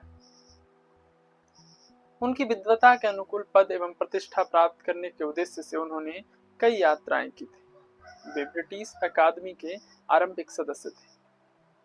सन 1914 में उन्हें नाइट की उपाधि प्रदान की गई थी। सन 1924 में वे ऑर्डर ऑफ मेरिट के सदस्य चुने गए। सन 1920 में वे रॉयल सोसाइटी के सदस्य भी निर्वाचित हुए थे। उन्हें फ्रांस के सर्वोच्च प्रतिष्ठित संस्था द फ्रांस का सहयोगी सदस्य बनाया गया था। फ्रांस में उन्हें नायक और छोहनी प्रतिष्ठा से सम्मानित किया गया था। सन 1921 में फ्रेजर के सम्मान में कैम्ब्रिज, ऑक्सफोर्ड, ग्लासगो तथा लिवरपूल विश्वविद्यालयों में फ्रेजर आख्यान माला का आयोजन किया गया था। फ्रेजर ज्ञान संपन्न व्यक्ति थे। वे एक आर्मचेयर मानव शास्त्री थे। वे कभी क्षेत्र कार्य नहीं किए, लेकिन उन्होंने आदि मानव के जीवन के संबंध में बहुत कुछ लिखा, जो पुस्तकालय में रखे हुए पुस्तकों के अध्ययनों पर आधारित थे। उद्विकासीय सिद्धांत में फ्रेजर के दृष्टिकोण पर हम एक नजर डालते हैं। फ्रेजर को मानव शास्त्र में एक युग के रूप में जाना जाता है। उनकी मृत्यु के साथ ही फ्रेजर युग का अंत हो गया था। अपने समकालीन मानव शास्त्रियों में उनका स्थान सर्वोच्च एवं अति प्रतिष्ठित था। उन्हें ग्रीक, लैटिन तथा पूर्व देशी संस्कृतियों की प्राचीनता का अच्छा ज्ञान था। वे एक उद्विकासवादी मानव शास्त्री के रूप में प्रकट हुए थे। उद्विकासीय पुनर्निर्माण के लिए उन्होंने तुलनात्मक विधि तथा अवशेष की अवधारणा को व्यवहार में लाया। उन्होंने संसार के सभी भागों से सूचना का संकलन किया तथा परखा और विकासीय क्रम में उन्हें सजाया। उनका निष्कर्ष था कि संसार की मानव जातियां मूलतः समान है तथा उनका विकास आदिम स्तर से हुआ है। विकास के क्रम में वे विभिन्न अवस्थाओं से होकर गुजरी। उनके अनुसार अवशेष की अवधारणा निरंतरता एवं परिवर्तन को जानने के लिए एक विधि, अर्थात विभिन्न अवस्थाओं के बीच की कड़ी होती है। वे विकास की एक अवस्था में मजबूत तथा दूसरी अवस्था में कमजोर होते। इस प्रकार कमजोर होकर वे तत्व अवशेष बन जाते। जैसे जैसे हम विकास के विभिन्न अवस्थाओं से होते हुए निम्न स्तर की ओर जाते हैं, हम आदिम मानव जातियों एवं उनके संस्थाओं से परिचित होते जाते हैं। हालांकि फ्रेजर का दृष्टिकोण उद्विकासवाद ये था, लेकिन उनके अध्ययन में उत्पत्ति, अवस्था, अवशेष तथा उद्विकास की परिभाषा नहीं मिलती, लेकिन उन्होंने इस अवधारणाओं का अध्ययन किया था तथा उद्विकासीय एवं तुलनात्मक अध्ययन किए थे। टोटम, टैबू, जादू, धर्म तथा विज्ञान के अध्ययन में वे मनोवैज्ञानिक विश्लेषण का सहारा नहीं लिया था।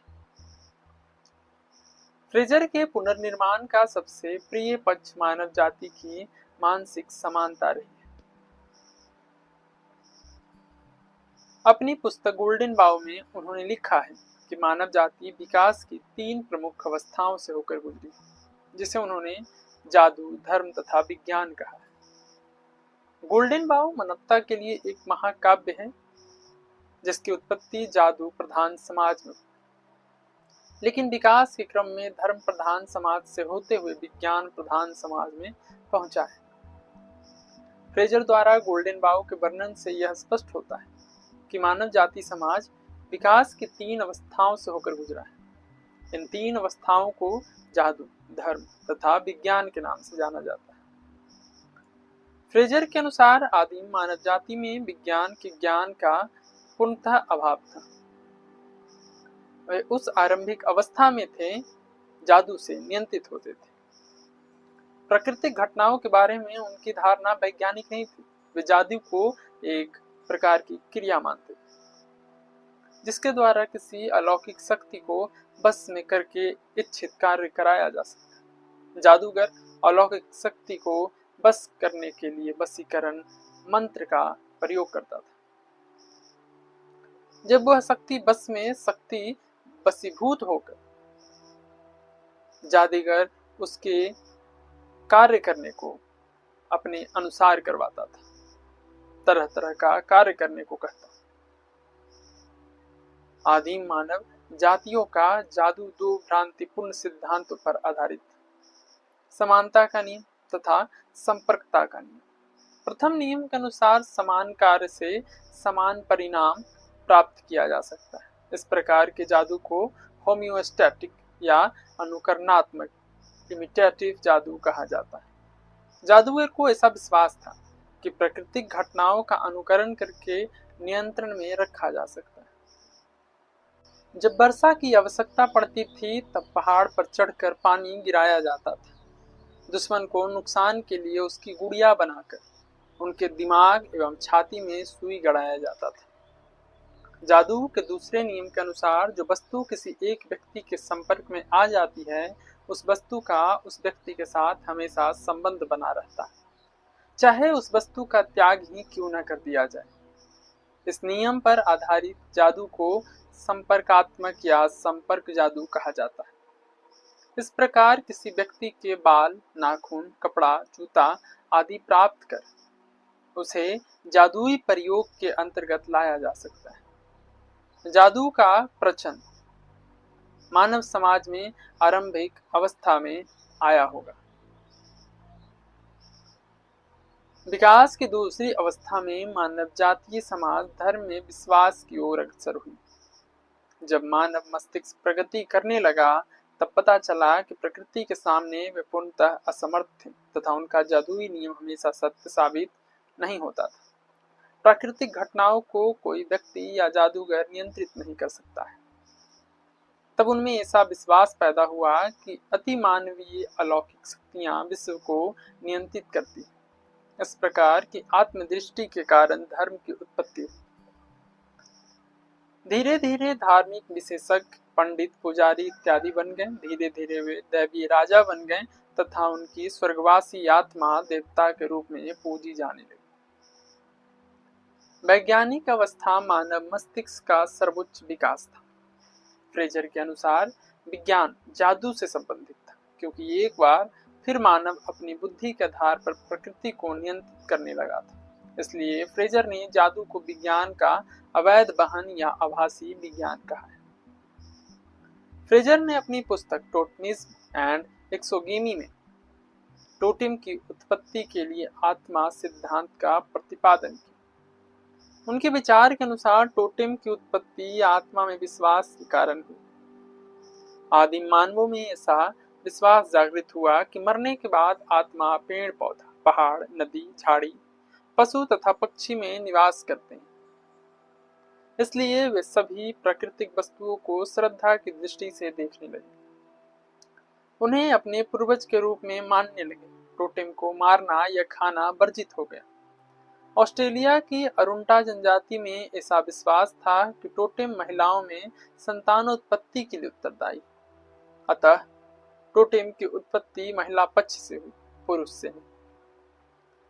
जब समय के साथ टोटेम वंशानुगत हो गया तब बहिर्विवाह प्रथा का जन्म अतः प्रजनन रोकने के लिए हुआ। जर्मन उद्विकासवाद संप्रदाय।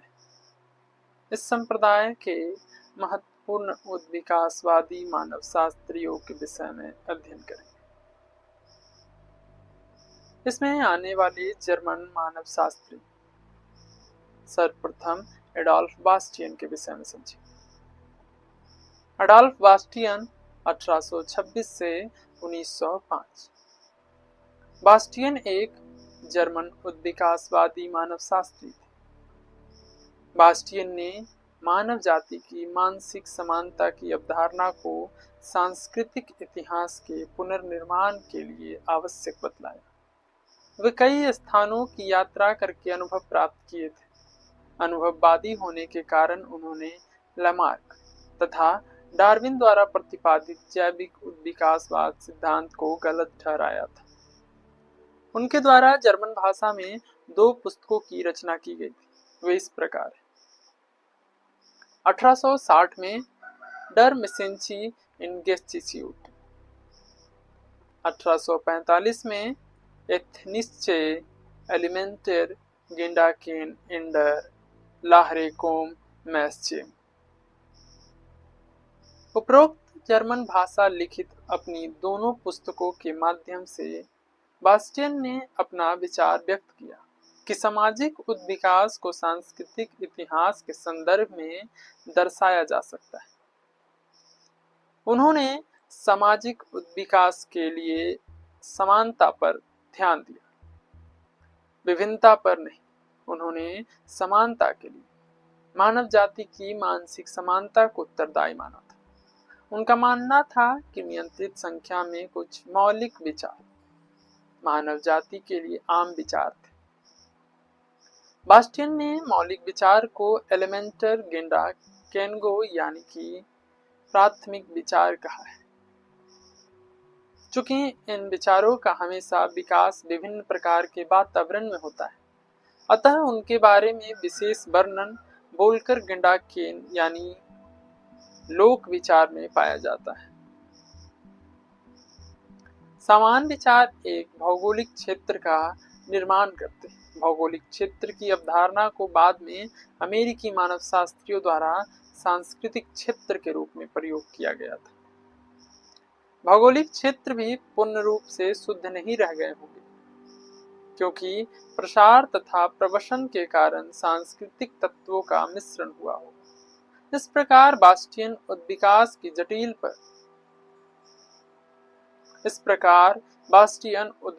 की जटिलता पर विशेष रूप से स्पष्ट थे। जॉन जैकोब बचोफेन 1815 से 1871। बचोफेन एक जर्मन उद्विकासवादी मानवशास्त्री थे। पेशा से वे एक अधिवक्ता थे। योगदान पर चर्चा किया जाए तो 1861 में प्रकाशित उनकी पुस्तक मदर राइट। इस पुस्तक में बचोफेन ने यह दर्शाया कि समाज का आरंभिक स्वरूप मातृसत्तात्मक, मातृपक्षीय तथा मातृस्थानीय था। बचोफेन को ग्रीक की आरंभिक रचनाओं का सर्वेक्षण करने का मौका मिला था। उन्होंने ग्रीक रचनाओं में से अनेक उदाहरण पाए जिसमें बच्चों का नामकरण माता से किया जाता था। उसी आधार पर उनका निष्कर्ष था कि समाज का आरंभिक स्वरूप मातृसत्तात्मक था। बचोफेन ने विचार व्यक्त करते हुए पाया कि मातृसत्तात्मकता विकास की दूसरी अवस्था थी। इससे पहले कामाचार या यौनाचार की अवस्था रही होगी। यौनाचार की अवस्था में पितृत्व का निर्धारण कठिन था, इसलिए बच्चों का नामकरण माता पक्ष से आरंभ हुआ। यही बाद में चलकर मातृसत्तात्मक समाज की नींव रखी। कामाचार या यौनाचार की अवस्था का निगमन बचोफेन ने मंदिर में व्याप्त वेश्यावृत्ति टेम्पल प्रोस्टिट्यूशन के उदाहरण के आधार पर किया था। इस प्रथा में देवदासियों को मंदिर के पुजारियों के समक्ष आत्मसमर्पण करना पड़ता था। बाद में महिलाओं द्वारा इस प्रथा का विरोध किया गया होगा।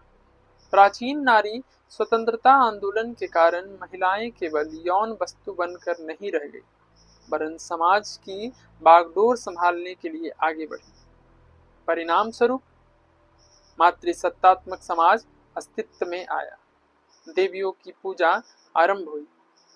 भूमि तथा चंद्रमा की पूजा होने लगी। बाद में चलकर महिलाएं अपने एक छत्र राज से ऊब गई। उन्हें पुरुषों की सहायता की आवश्यकता हुई। वे पति का सहारा चाहने लगी।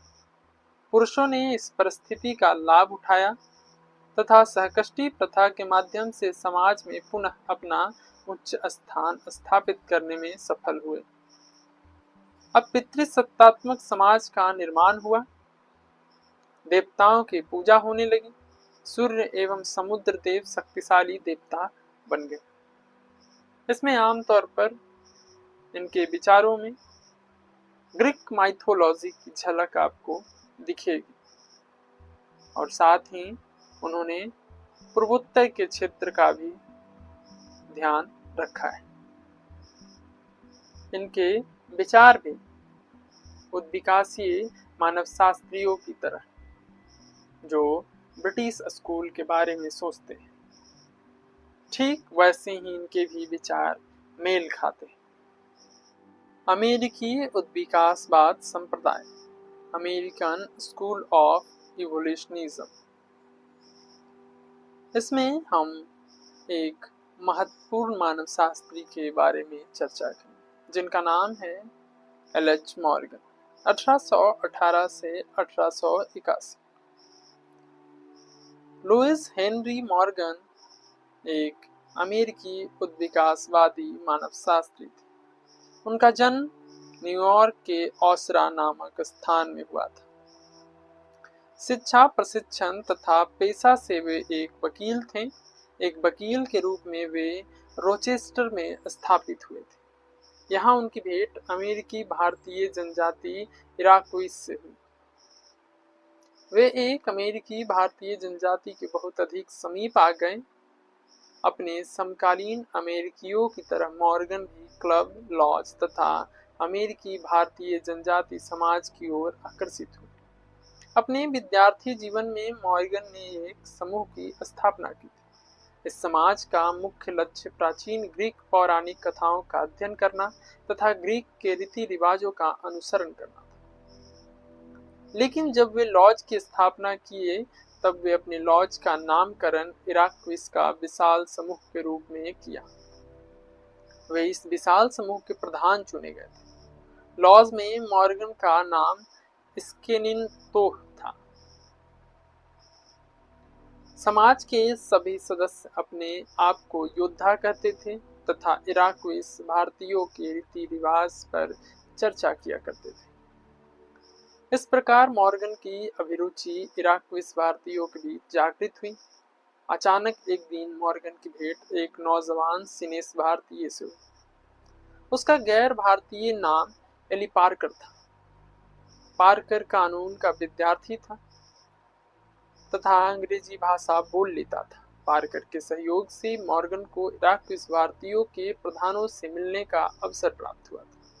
एक बार पार्कर को मॉर्गन द्वारा संचालित समाज ग्रैंड ऑर्डर में आख्यान देने के लिए आमंत्रित किया गया। आख्यान का विषय इराक्विस भारतीयों की गीत, पौराणिक कथा तथा प्राचीन संस्कृति था। लेकिन पार्कर ने इन विषयों से हटकर अपना आख्यान इराक्विस भारतीय की दयनीय स्थिति पर केंद्रित किया। उनके आख्यान में इराक्विस भारतीयों की दरिद्रता, निर्धनता तथा अप्रसन्नता प्रकट हुई।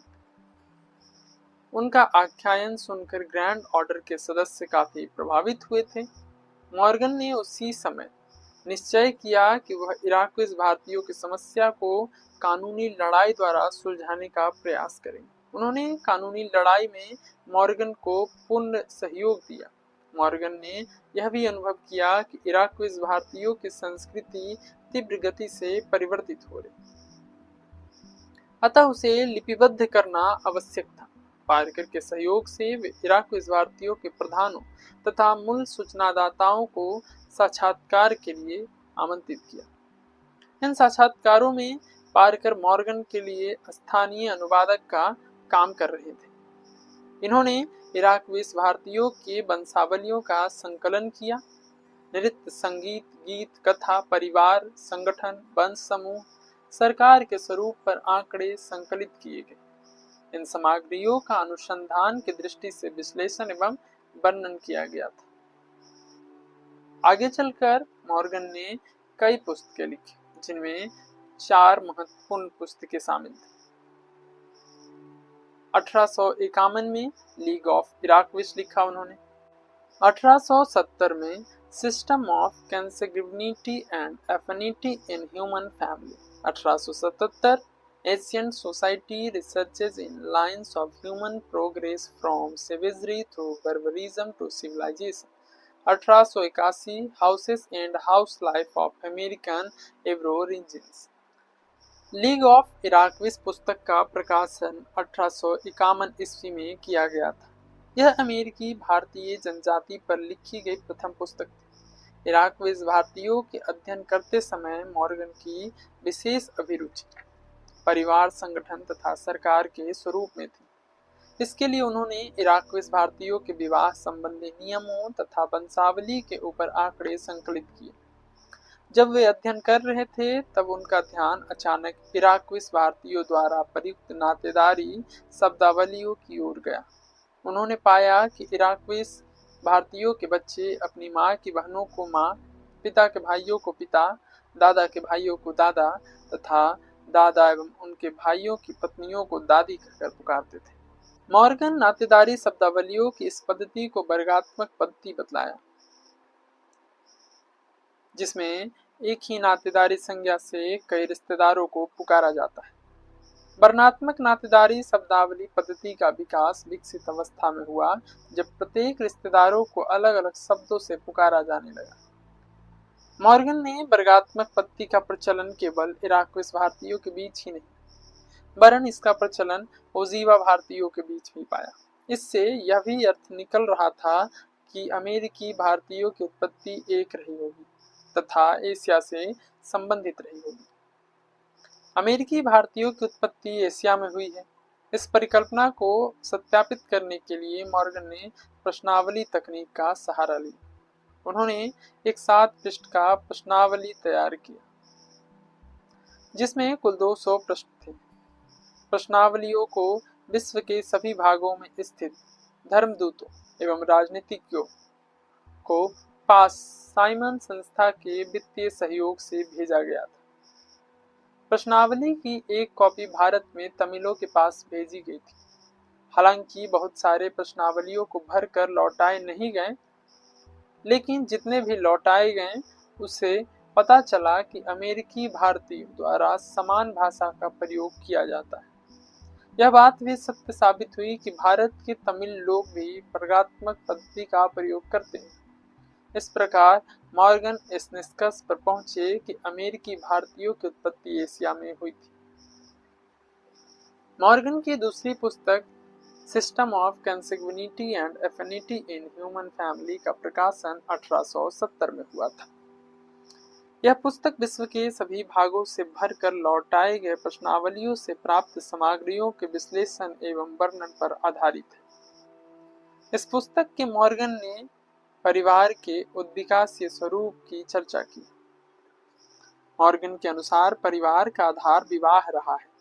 जैसे जैसे विवाह का स्वरूप बदलते गया, परिवार का स्वरूप बदलता गया। आरंभ में कामाचार या अनाचार की अवस्था थी। इस समय रक्त संबंधियों के बीच शारीरिक संबंध स्थापित होता था तथा संतानोत्पत्ति होती थी। समरक्त संबंधियों से निर्मित परिवार को मॉर्गन ने समरक्त विवाही परिवार कॉन्सिग्यूनी फैमिली कहा। यह मानव परिवार का आरंभिक स्वरूप था। विकास की दूसरी अवस्था में समूह विवाह अस्तित्व में आया। इसमें एक समूह की सभी लड़कियों का विवाह एक दूसरे समूह के सभी लड़कों से कर दिया जाता था तथा दूसरे समूह की सभी लड़कियों का विवाह पहले समूह के सभी लड़कों के साथ कर दिया जाता था। इस प्रकार दो समूह आपस में ही लड़का तथा लड़की का आदान प्रदान करके विवाह किया करते थे। मॉर्गन ने समूह विवाह के आधार पर बने परिवार को पुनालुएंट फैमिली कहा है। यह समूह विवाह पर आधारित परिवार था। विकास की तीसरी अवस्था में बहुपति विवाह की प्रथा स्थापित हुई। इस प्रथा में एक ही स्त्री से अनेक पुरुष विवाह किया करते थे। मॉर्गन ने बहुपति प्रथा पर आधारित परिवार को सिडेरियम फैमिली कहा। विकास की चौथी अवस्था में बहुपत्नी विवाह परिवार पॉलीजिनिस फैमिली अस्तित्व में आया। विकास की अंतिम अवस्था में एक पति पत्नी विवाह अस्तित्व में आया, अर्थात मोनोगैमी। इसके कारण एक पति पत्नी विवाही परिवार मोनोगैम्स फैमिली अस्तित्व में आया।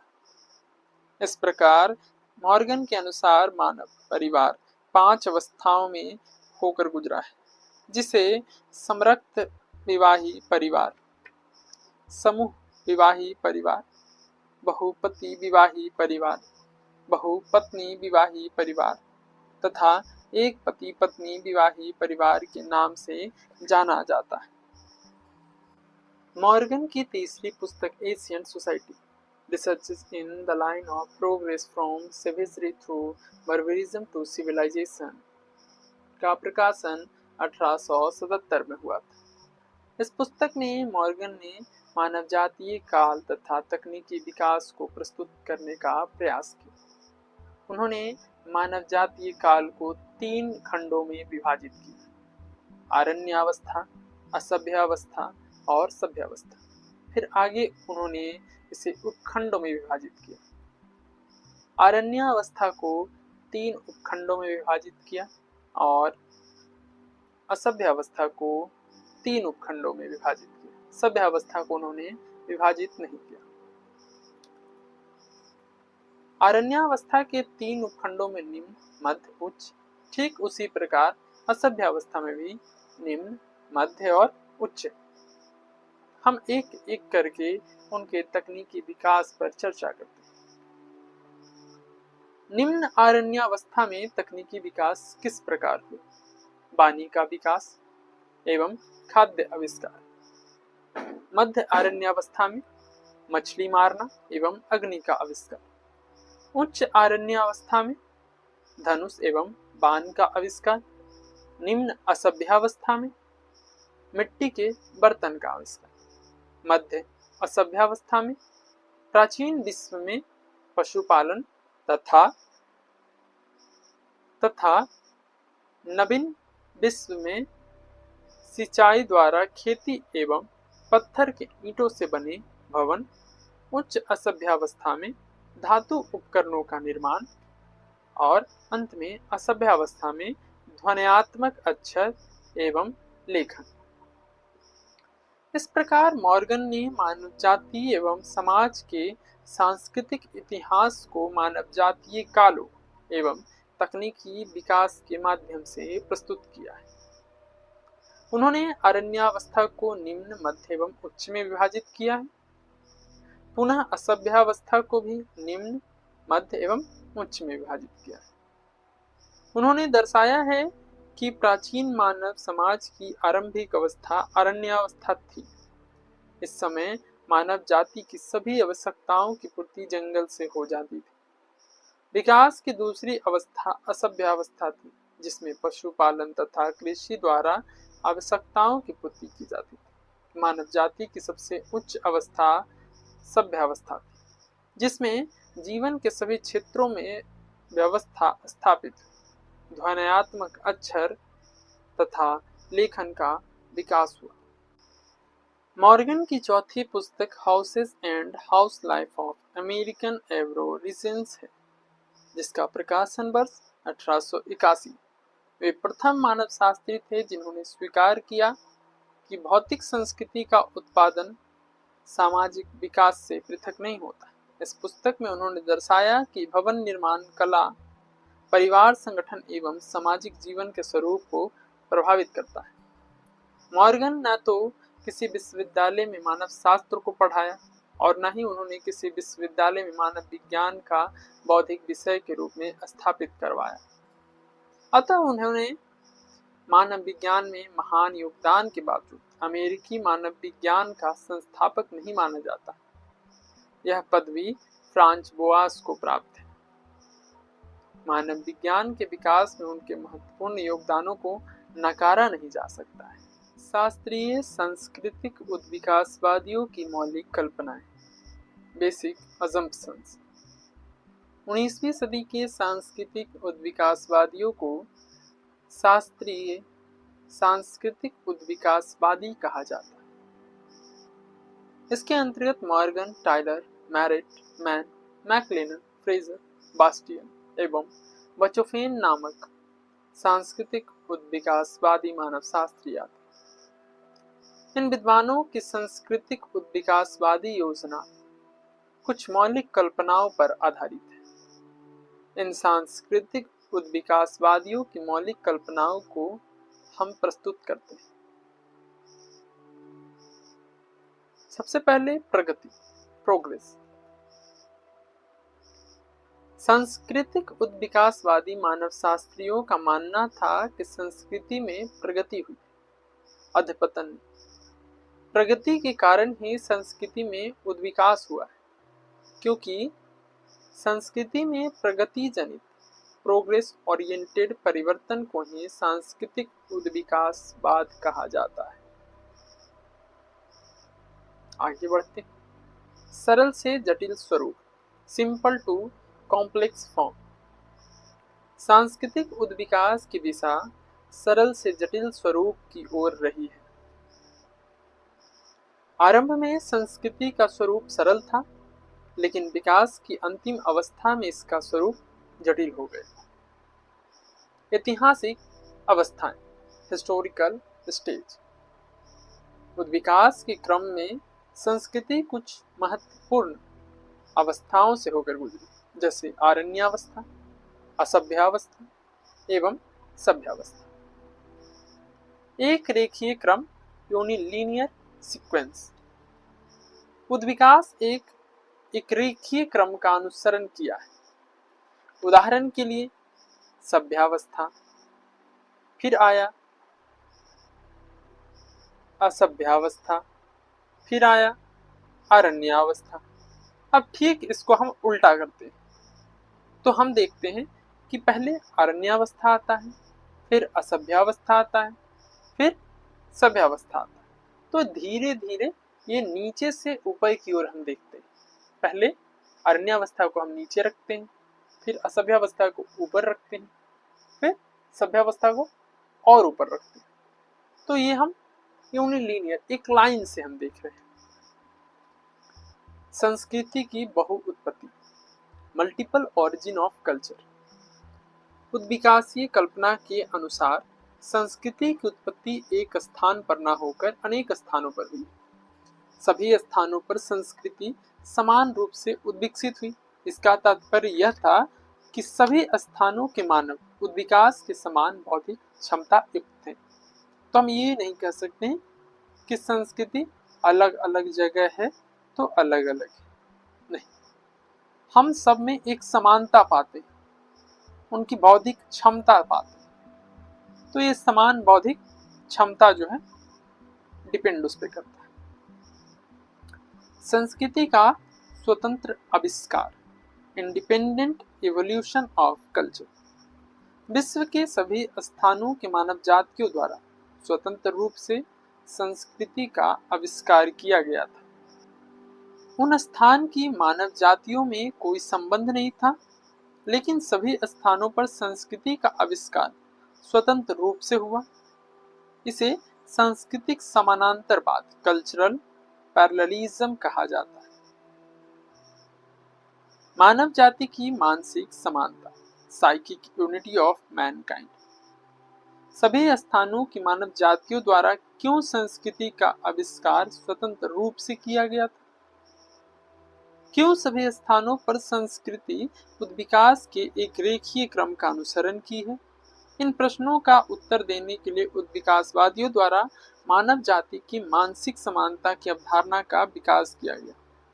इसकी अवधारणा के अनुसार अगर विश्व में पर्यावरण एक समान रहे, तब मानव जाति का व्यवहार भी समान होता है।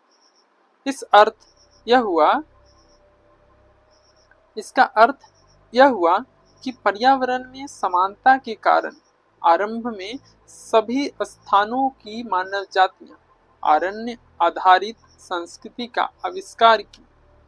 जब पर्यावरण में बदलाव आया, जब विश्व की मानव जातियों द्वारा असभ्यावस्था से जुड़े हुए पशुपालन एवं कृषि संस्कृति का जन्म दिया गया, समान पर्यावरण के कारण विश्व की मानव जातियों द्वारा नदी घाटी में सभ्यता का आविष्कार किया गया। तुलनात्मक विधि, कंपैरेटिव मेथड। सांस्कृतिक उद्विकासवाद को प्रस्तुत करने के लिए उद्विकासवादियों द्वारा तुलनात्मक विधि का प्रयोग किया गया। उद्विकासवादियों द्वारा अविकसित, विकसित तथा मध्य की अवस्थाओं को समझने के लिए सांस्कृतिक अवशेषों को अविकसित से विकसित दिशा में एक रेखीय क्रम में सजाया गया था। उन लोगों ने देखा कि जैसे जैसे अविकसित से विकसित दिशा की ओर बढ़ा जाता है, संस्कृति के जटिल एवं विकसित स्वरूप प्राप्त होते जाते हैं। इससे स्पष्ट रूप से प्रकट होता है कि संस्कृति में उद्विकास हुआ है। उन लोगों ने यह भी पाया कि अविकसित एवं विकसित अवस्थाओं के बीच एक मध्य अवस्था भी थी, जैसे आरण्यावस्था, असभ्यावस्था एवं सभ्यावस्था। अवशेष की अवधारणा, कॉन्सेप्ट ऑफ सर्वाइवल्स। सांस्कृतिक उद्विकासवादियों द्वारा तुलनात्मक अवस्थाओं के निर्धारण के लिए अवशेष की अवधारणा का विकास किया गया था। अवशेष एक अवस्था से दूसरी अवस्था में कड़ी का काम करते हैं। ये वैसी प्रथाओं की ओर संकेत देते हैं जिनका अतीत में महत्वपूर्ण प्रकार्य था, लेकिन वर्तमान में वे प्रकार्यहीन हो गए थे। अवशेष आरंभिक अवस्था दर्शाते हैं तथा अविकसित एवं विकसित अवस्था के बीच कड़ी का काम करते हैं। उदाहरण के लिए सहकष्टी प्रथा। यह प्रथा आरंभिक मातृसत्तात्मक अवस्था दर्शाती है, लेकिन इस प्रथा के माध्यम से पितृसत्तात्मक समाज की स्थापना हुई थी। इस प्रथा में प्रसव वेदना के समय पति को भी पत्नी के साथ प्रसव वेदना का अभिनय करना पड़ता था तथा सभी प्रकार के निषेधों का पालन करना पड़ता था। लेकिन जब पितृसत्तात्मक समाज की स्थापना हो गई, यह प्रथा प्रकार्यहीन हो गई थी। ऐतिहासिक पुनर्निर्माण, हिस्टोरिकल रिकंस्ट्रक्शन। उद्विकासवादियों द्वारा मानव जाति संस्कृति का ऐतिहासिक पुनर्निर्माण किया गया था। उनके द्वारा मानव जाति की संस्कृति को मानव जातीय कला में विभाजित करके ऐतिहासिक पुनर्निर्माण करने का प्रयास किया गया था।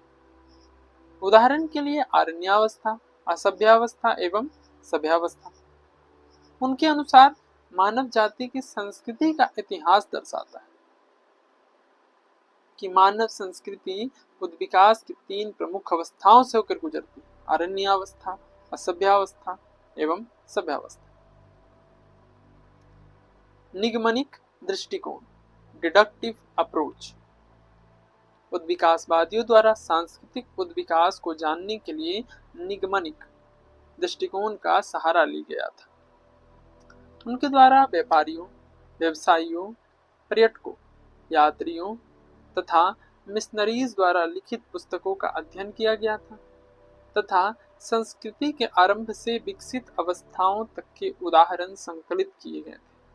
उदाहरणों के आधार पर उद्विकास के अवस्थाओं का निगमन किया गया था। उदाहरण के लिए सांस्कृतिक उद्विकासवादियों ने मानव जाति की संस्कृति के संपूर्ण इतिहास को मात्र 3 अवस्था में निगमन करके प्रस्तुत किया, जिसे हम आरण्यावस्था, असभ्यावस्था एवं सभ्यावस्था से जानते हैं। सामान्य नियम की खोज, डिस्कवरी ऑफ जनरल लॉस। उद्विकासवादी मानवशास्त्रियों ने सामाजिक सांस्कृतिक परिवर्तन के लिए समान नियम की खोज का दावा किया है। उनका मानना था कि उद्विकास एक सामाजिक सांस्कृतिक परिवर्तन प्रक्रिया है। इसको नियम के रूप में समझा जाता है।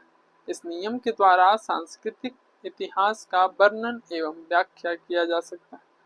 उनके द्वारा सांस्कृतिक उद्विकास की अवस्थाओं एवं सांस्कृतिक इतिहास का सामान्यीकरण किया गया था। चूंकि 19वीं सदी सांस्कृतिक उद्विकासवादियों द्वारा सामान्य नियम की खोज का दावा किया गया था तथा उद्विकासीय निष्कर्षों का सामान्यीकरण किया गया था, अतः उन्हें आरंभिक नियात्मक मानवशास्त्री, अर्ली नोमोथेटिक एंथ्रोपोलॉजिस्ट के रूप में जाना जाता है। उनके द्वारा व्याख्यात्मक सामान्यीकरण भी किया गया होगा। शास्त्रीय उद्विकासवादियों की आलोचनाएं, क्रिटिसिज्म ऑफ क्लासिकल कल्चरल इवोल्यूशनिस्ट्स। शास्त्रीय सांस्कृतिक उद्विकासवादियों को अनेक प्रकार की आलोचनाओं का सामना करना पड़ा। उनके प्रमुख आलोचक फ्रांच बुआस प्रसारवादी, प्रकार्यवादी तथा संरचना प्रकार्यवादी रहे। अब यहाँ उद्विकासवाद सिद्धांत के विरुद्ध अंकित प्रमुख आलोचनाओं को एक एक करके प्रस्तुत किया जा रहा है। उद्विकासवादियों की आलोचनाएं आर्मचेयर मानवशास्त्री के रूप में किया जाता है। आलोचकों का कहना है कि उद्विकासवादी मानवशास्त्री क्षेत्र कार्य नहीं किए करते थे।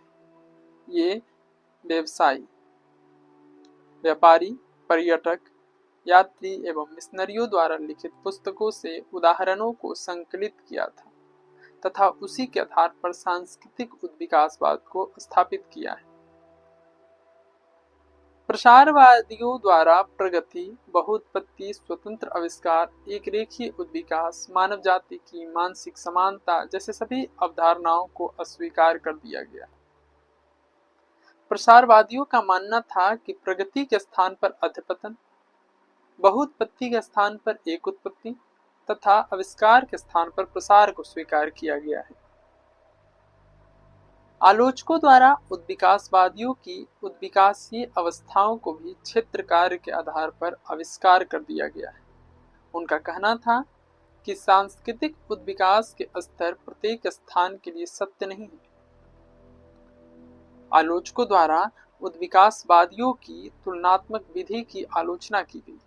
फ्रांच बुआस के अनुसार तुलनात्मक विधि का उपयोग संस्कृति को ऊंच नीच, विकसित अविकसित, विपन्न संपन्न के रूप में दर्शाना नहीं होना चाहिए। इससे संस्कृति के मूल्य का नकारात्मक संकेत मिलता है, जबकि संस्कृति हमेशा समूह के लिए मूल्यवान होती है। अतः तुलना सांस्कृतिक समग्रता को जानने के लिए किया जाना चाहिए। फ्रांच बुआस ने उद्विकासवादियों के निगमनिक दृष्टिकोण की आलोचना की। उनके अनुसार मानव विज्ञान एक प्रकार का विज्ञान है, अतः इसमें कल्पना का कोई स्थान नहीं होना चाहिए। उन्होंने निगमनिक दृष्टिकोण के स्थान पर आगमिक दृष्टिकोण का सुझाव दिया। फ्रांच बुआस ने उद्विकासवादियों के सामान्य नियम की खोज एवं सामान्यीकरण की आलोचना की है। उनके अनुसार मानव विज्ञान प्राकृतिक विज्ञान नहीं है, अतः उनमें सामान्य नियम की खोज तथा सामान्यीकरण नहीं किया जा सकता। मानव विज्ञान संस्कृति का अध्ययन करता है तथा संस्कृति का मनोवैज्ञानिक पक्ष होता है।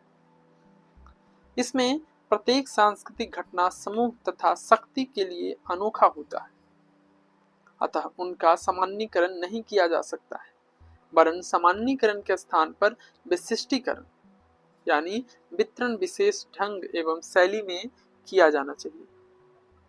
इस तरह फ्रांच बुआस ने नियमात्मक मानवशास्त्र के स्थान पर विवरणात्मक मानवशास्त्र की वकालत की है। मालिनोवस्की द्वारा उद्विकासवादियों की अवशेष की अवधारणा को गलत बतलाया गया है। उनके अनुसार कोई भी सांस्कृतिक तत्व प्रकारहीन होकर अस्तित्व में नहीं बना रह सकता है। अतः उद्विकासवादियों द्वारा प्रतिपादित अवशेष की अवधारणा सही नहीं है। रैडक्लिफ ब्राउन ने उद्विकासवादियों के ऐतिहासिक पुनर्निर्माण की आलोचना की। उनके अनुसार उद्विकासवादियों का ऐतिहासिक पुनर्निर्माण ऐतिहासिक न होकर छद्म ऐतिहासिक है। वह सामान्य इतिहास था, विशेष इतिहास नहीं। उद्विकासवादियों के सिद्धांत की आलोचना नव उद्विकासवादियों द्वारा भी की गई। नव उद्विकासवादियों ने 19वीं सदी के उद्विकासवादियों को शास्त्रीय उद्विकासवादी बतलाया है। नव उद्विकासवादियों ने शास्त्रीय उद्विकासवादियों के विरुद्ध सभी आलोचना को ध्यान में रखते हुए उद्विकासवाद सिद्धांत को पुनर्जीवित किया था। शास्त्रीय उद्विकासवादियों का रचनात्मक योगदान, कंस्ट्रक्टिव कंट्रीब्यूशन।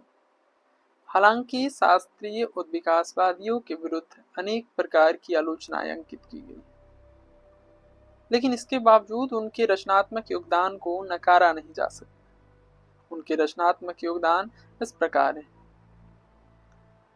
शास्त्रीय उद्विकासवादियों द्वारा संस्कृति तथा धर्म की परिभाषा दी गई। उनके द्वारा प्रगति को स्वीकार किया गया, अधपतन को नहीं। उनके द्वारा संस्कृति के स्वरूप का निर्धारण किया गया। उन्होंने संस्कृति निरंतरता को दर्शाया। इनके द्वारा मानव विज्ञान विषय का विश्वविद्यालय में पढ़ाई के लिए बौद्धिक विषय के रूप में विकास किया गया। वहीं विश्व की संस्कृतियों का तुलनात्मक अध्ययन करके मानव शास्त्रीय अनुसंधान का मार्ग प्रशस्त किया गया। संस्कृति और प्रजाति के बीच अंतर को स्पष्ट किया गया। इस प्रकार हम देखते हैं कि मानव शास्त्र के अंदर शास्त्रीय उद्विकासवादियों का रचनात्मक योगदान पाया जाता है। और इस प्रकार हम पाते हैं कि उद्विकासवाद संप्रदाय में बहुत सारे मानव शास्त्रियों ने अपना योगदान दिया और इस विषय को आगे बढ़ाने में अपना अधिक से अधिक समय दिया।